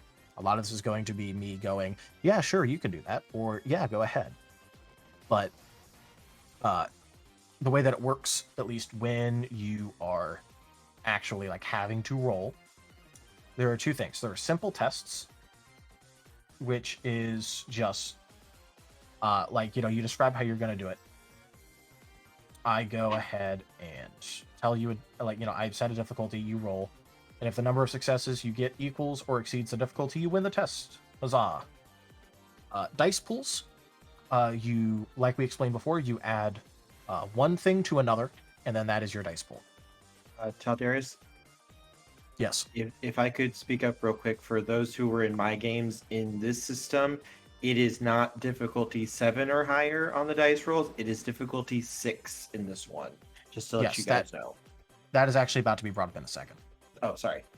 Yeah, that that is a couple pages down. So that is how the die pools are constructed. Sometimes they will be different. Like, I could just ask for like a double test where it's like, if you're trying to wedge open a like a door, that could just be a strength and another strength. Sometimes it could just be 2 attribute tests combined to make a pool, like resolve plus composure test to resist supernatural effects. Important, and this is different from other things, not having a point in a skill does not convey a malice in this system. You just don't add anything. You do not add a malice. There is something called the desperation dice. That is basically you going, I want this to succeed. And if you fail, bad things can happen. This is you trying to get the extra edge, and you can overstep your bounds and like just straight up get completely screwed. So for difficulties and target numbers, you could see a nice little chart on 113 detailing out like little flavor text to describe how hard something is.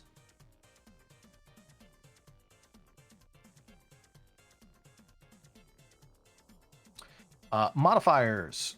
I can give you bonuses or malices depending on, how things are going.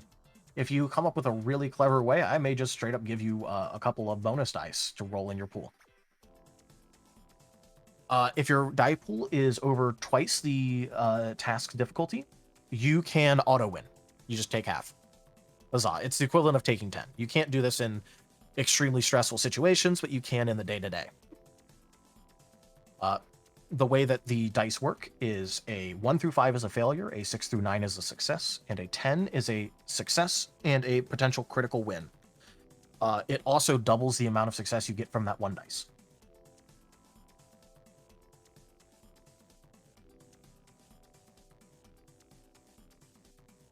Opposing. So if you're doing an opposed check, like let's say you're trying to convince someone that's being stubborn, sneak past a guard, stuff like that. I decide on a difficulty, and I go ahead and, I take half. You can either take half or roll. The dice pool results, so long as you have enough successes to equal or succeed the difficulty number, you win. You can also achieve states of overreach or despair. We can go over that in a second. Again, getting a 10 on 2 regular dice is a critical success. And critical successes count as 2 additional successes above the 2 10s. So that's 4 total successes. If you roll no successes at all, it is considered a total failure. You effectively fumble it. And then I decide how narratively you fail. It's a lot easier to botch in this system. Yes, you can completely botch if you don't know what you're doing. So different variations for core resolution systems. I may not allow these all the time, but I will allow these a lot of the time. There is teamwork where, you guys can all work together and do a big old team effort and consider this as cinematic. This will be available a lot of the time. Same as win at a cost. This is basically a dark deal where I offer you a way to succeed, but you pay something. Try again. In most non-threatening circumstances, you can just try again. Spending willpower, that I will allow pretty much all the time.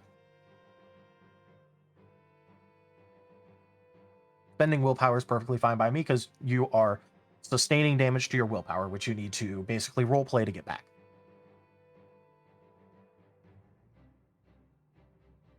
Note for when you spend willpower, it's not like how we did it in the old World of Darkness system. Here, you just choose 3 dice and you get to re-roll them. Yes. Up to 3 dice. Up to 3 dice, yes. Which For actually willpower? can be good, though, too. Yes. Yeah, I actually kind of like that. That's more like, if you had a kind of good roll and you're like, let's get Yeah, rid of these you get to ones. pick and choose. You get to throw those like the 2, the 3, and the like 1 that you got, and re-roll that shit. I like that. That feels more like I'm messing with fate.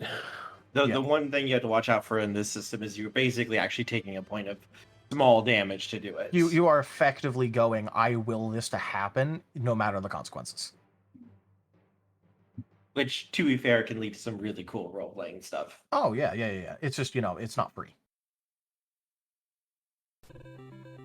Basic contests. You can already guess how it works. I already kind of explained it. Conflicts. Do you guys want to do the cinematic 3-turn rule, or do you want to fight to the bitter end? The cinematic 3-turn rule is that if there is no clear resolution by the end of the 3 turns, combat will stop, because one of the sides, at the very least, will want to break off from the combat to end it. Or you could go for full-on, we're fighting to the death, and to the bitter end.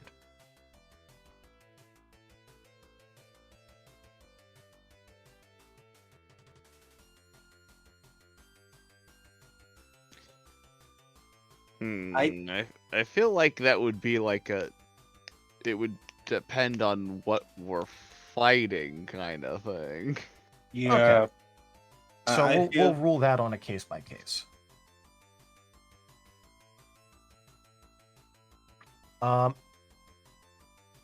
So conflict pools, we get to, we kind of get to play it fast and loose, especially because we're going cinematic.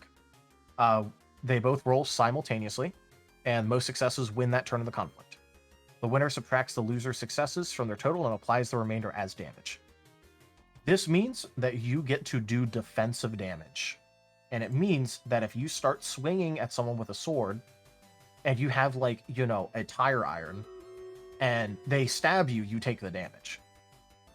Damn.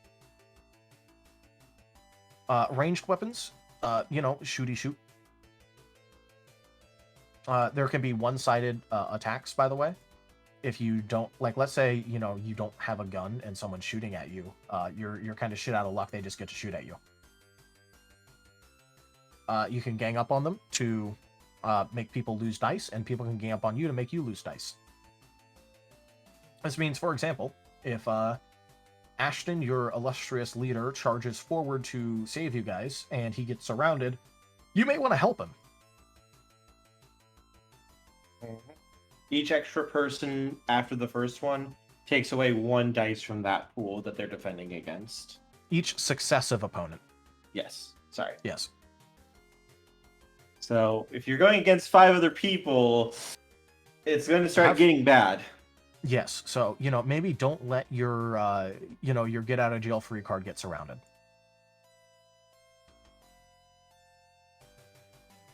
Depends on how dangerous they are. There is no specific initiative. Well, there is, but mostly it goes by stage. So close combat between already engaged parties, then it moves to ranged combat, then newly initiated physical combat, and then anything else that's transpiring.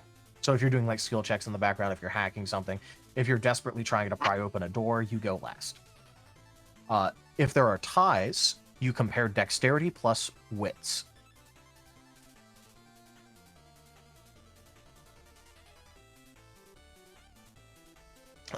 We've decided to sort of hedge on the 3 turns and out rule.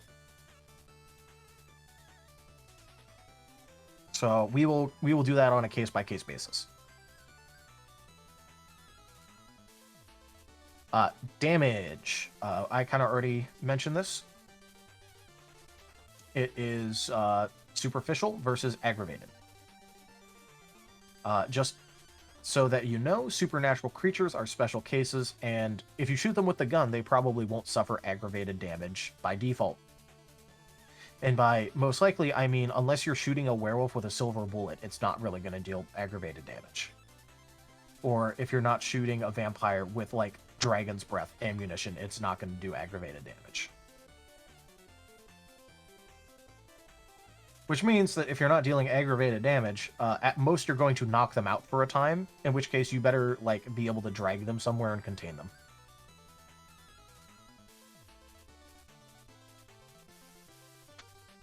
The way that damage works is if all points are superficially damaged, you turn 1 into aggravated damage instead.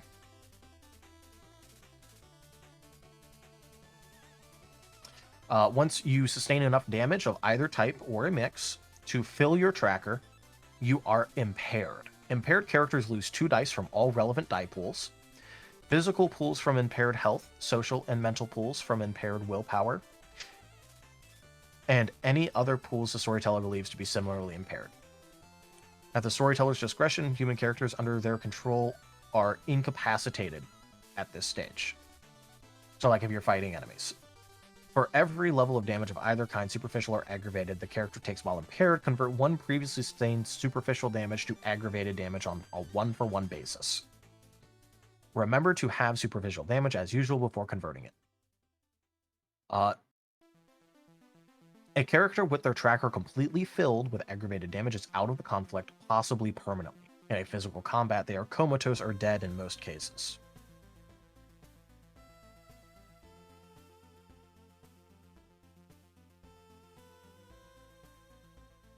We can rule on a case-by-case on whether or not this can mean instant death, or if you need to get aid within a certain amount of time, or you only die if your team cannot retrieve you.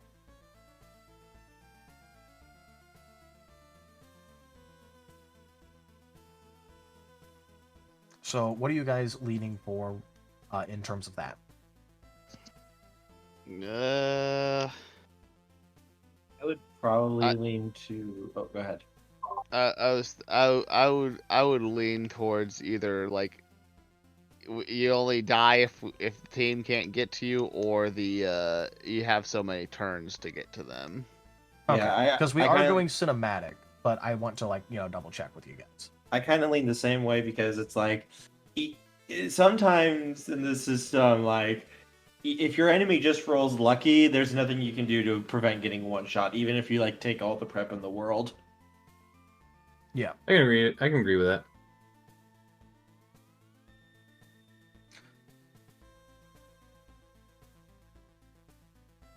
Also, okay. yeah, and it'll give my character more purpose.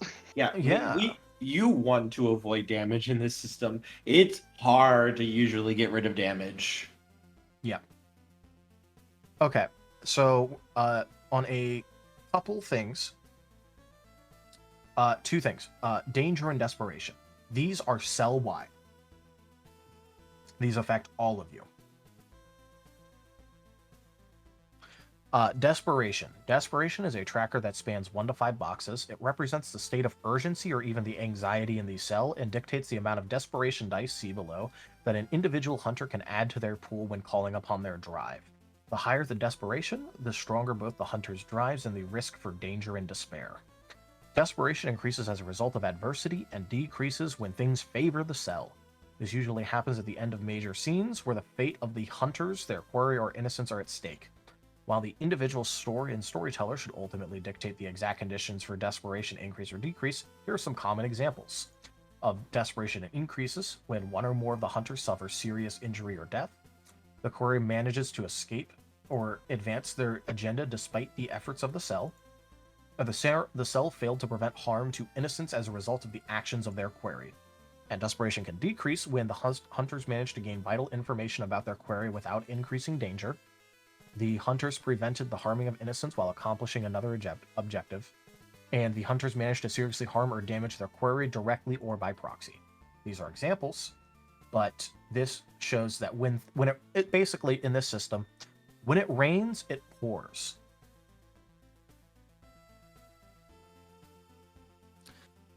And then there's danger. And as hunters pursue their quarry, you are at more risk of them turning and you becoming the prey in turn. Danger represents the extent to which your enemies are aware of your cell's actions and the risk of you becoming a target. As danger rises, The hunters face greater challenges as their enemies tighten security, draft additional servants, and eventually take direct actions against the hunters. The effects will vary depending on the chronicle, story, or even scene, as does the length of the track. Danger is not carried over from story to story, but some chronicles may employ an overarching chronicle danger tracker, separate from the regular one. We may employ this if the circumstances change slightly in the future, but right now there will be no chronicle danger. This will be held for future use. This is up to the story and the storyteller, which is why I just informed you of it, as the effects of danger are always tailored to the story and the chronicle. Danger increases as a result of hunter actions, either mechanically as a consequence of overreaching, see desperation dice below, or story events as the storyteller sees fit. Danger will rarely decrease during a story, but laying low for extended periods at the risk of losing vital opportunities can sometimes lower danger. This is one of the tragedies of the hunt. Laying low may keep the quarry in the dark about the cell's pursuit, but at what cost to innocent lives?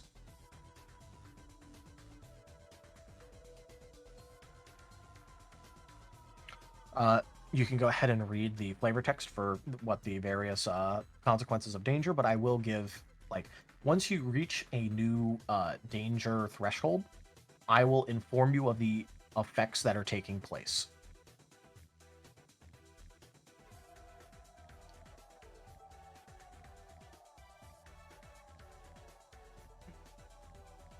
So, when it comes to drives, each hunter will have a single drive that provides a reason for their pursuit as well as fuels your actions. It pushes them above and beyond the mundane. A hunter's drive enables them to perform extraordinary feats in their hunt, but also carries the risk of overreaching, tipping the hand of the hunter, increasing overall danger. One's drive can also be temporarily lost to despair, requiring the hunter to reestablish their sense of purpose in order to use it again. A hunter with a drive can elect to use desperation dice whenever they attempt a test that falls within their creed field. When you select your creed, it will basically go like, for example, the marshal is taking physical action to harm a quarry. Or to harm someone, not a quarry. Doing physical tests. The player adds a number of desperation dice equal to the cell's current desperation to their skill pool, counting successes and criticals as if they're regular dice. In addition, rolling a 1 on at least one desperation dice triggers overreach or despair. If the test was a win, the player can choose to either overreach, keeping the win, or treat the test as a failure and enter despair. One or more of 1 on a failed test always causes despair. The player has no choice in this matter. Players may not use willpower to re-roll desperation dice. Overreach. For each 1 on the desperation dice, increase danger by 1. The hunter has in some way revealed themselves and their cell to the quarry in a manner consistent with their drive. The test is still considered a win, but for the long-term consequences are potentially disastrous for the cell as a whole. Despair. The test fails no matter the amount of successes rolled, and the hunter enters a state of despair in which they are unable to call upon their drive to use desperation dice until they've redeemed themselves in their own eyes. Each drive has a different condition for redemption, and the condition does not have to be met by any specific individual in the cell. It can be treated as a group effort.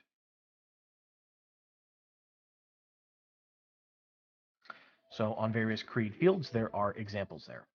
And on the list of drives that are available, here are some things that are available for redemption. You can talk to me and propose a custom redemption that your character needs to fit. If you want. All I know is I'm probably going to need some what the hell is am I thinking of? Some refreshers over a few sessions. That is perfectly fine. I fully expect that. Okay, look. Over the We're gonna past have our week, practice sessions. Yes, but also Yeah. I have literally read this book in the double-digit amount of times, so that way I knew all of this and I can answer all your questions. Jeez. Yep, I and literally studied this book. If That he's is not a- around too, I can help as well. That is dedication. I like that.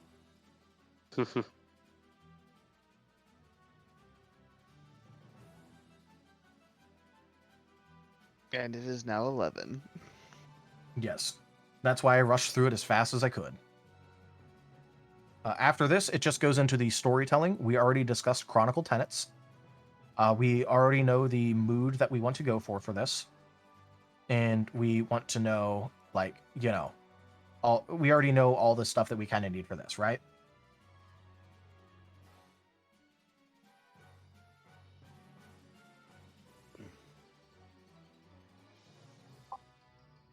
I think so. Yes. All right.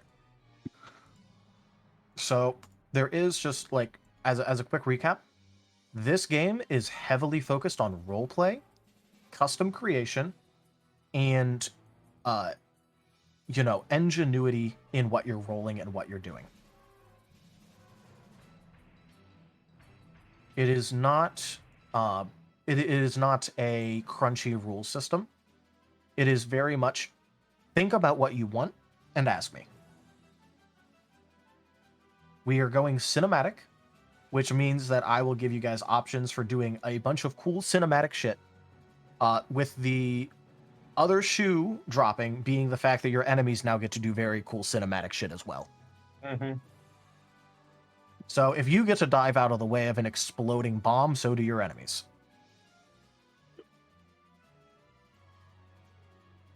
No.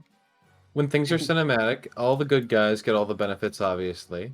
Oh, that is true, but you also have to remember that it means that the villains, not the mooks, the villains, also get those benefits. No, you're right. We are definitely just going to get into shootouts where we are like shooting the barrel between us 5 feet away. Yeah. At least we don't have to worry about the mook shooting us because bad guys never hit the. They do occasionally. Leia got shot by a stormtrooper. Yeah, but it was set to stun.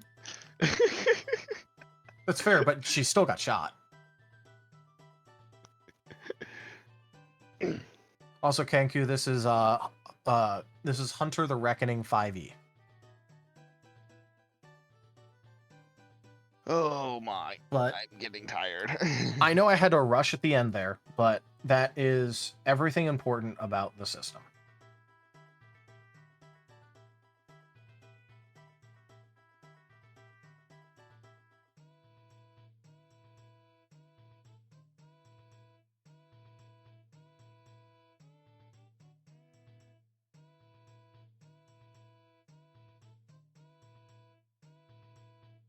But okay, so I'm going to go ahead and write this in the chat so we all know what needs to be done. Choose skills.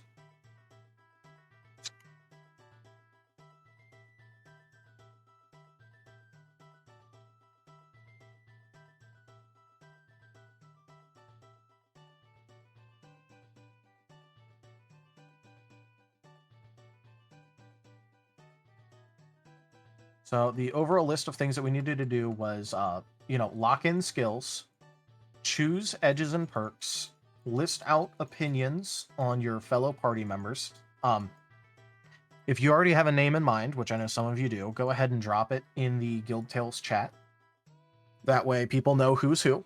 If you don't have a name, don't worry. If you don't have a name for someone to give an opinion of, just give a descriptive or just, use their Discord name. Wait, what? Remember how before I said that you guys are going to need to list out what your character's opinion of the other characters in the party are going to be? Again, I'm gonna go ahead and say this. I don't really know enough about the other characters to really necessarily be able to make an opinion, like know what my character's opinion of them is. Again, it doesn't. You guys are you're literally all meeting each other for the first time. It doesn't have to be a fleshed out opinion. You just have to have even just a first impression. I don't even know who my character is yet. I Not know, just name and or that's fine. anything, so how can anybody else have even a preliminary opinion of them? Because I'm saying my for ideas everyone so that- far seem to not align with with anything in this system, so I think we should wait until people know a little bit more about what, like, have their characters a little bit more fleshed out before we do a relationship chart. We're literally supposed to do this at session 0, but okay. I'm just saying, like, people haven't finished making their characters, so I understand it's supposed to be done at session 0, but our session 0 is probably shorter than a World of Darkness session 0 should be, considering we have a bunch of people who don't know this system. Now let's go ahead and make this special and make this a session -1. Yes, I agree Session to 0 that. part 1. And then next week, Session 0 part 2. And the week after that, Session 0 part 3. Okay.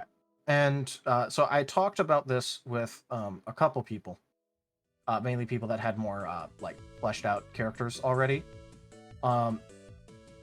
Before we actually properly start, what I want to get from everyone is like a really small dossier on the character.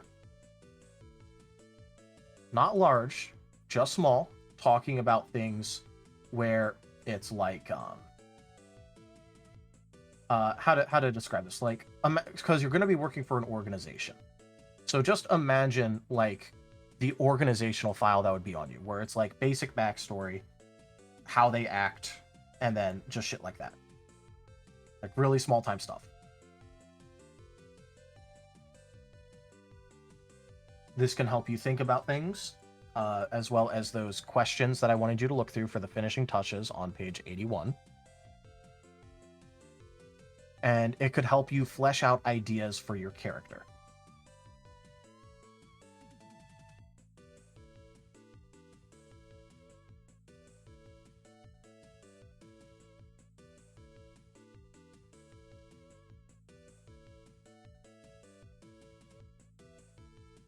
Is everyone okay with that? Yeah. Yes. All right.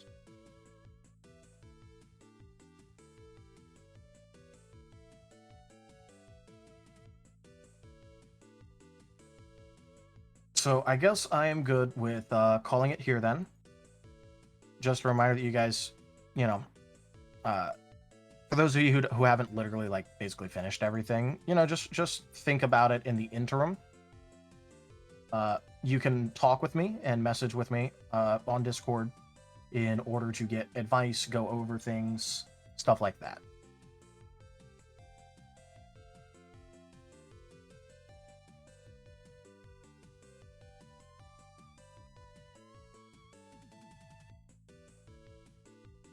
So does anyone have any, at least does anyone have any questions for me right now?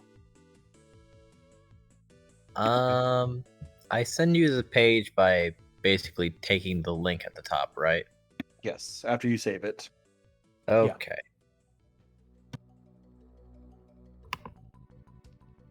I currently have no questions right now. Though I will state I probably won't remember everything that's been stated here, so I will likely occasionally pop in and ask for reminders during session and stuff like that, just because I'm not always the best. That is perfectly fine. Like I said, feel free to ask questions. I literally went through and read this book so many times so that way I could answer all these questions. Because I don't expect you guys to read the book more than 10 times in order to learn a new system. I just expect you to ask questions when you don't understand something. Gotcha. So not more than 10 times, but at least 10 times. No, stop it. Anyways, that was a lot of talking on my part in the past 3 hours. It really was, yeah. I mean, Yeah. but, like you're teaching us though. That it's excusable. It's not. Don't worry about it. Oh no, I was just more mentioning because I could feel it in my jaw. Oh yeah, Okay. Yeah. I get that. Hope you feel better Time for soon. more with some barotrauma? have Barrow I'll Trauma? be back and play. I'll play Barotrauma in a bit. I need to go eat something. I skipped dinner for this. Crap, do I have Barotrauma installed? You should go eat food. We've I'm going to been go eat food playing right now. barotrauma. We've been playing Barotrauma for the past few days. I've been teaching them. I'm the veteran of the group. Been I very think fun. I think I have Barrow Trauma, but I've never played because I don't have anyone to play with. All right. Well, I'm gonna go eat something because the faster I go eat, the faster I can be back. Okay. And Well, it Moriarty, sounds- if you actually paid attention to the community at all outside of these games, you'd know that we play these. Yes.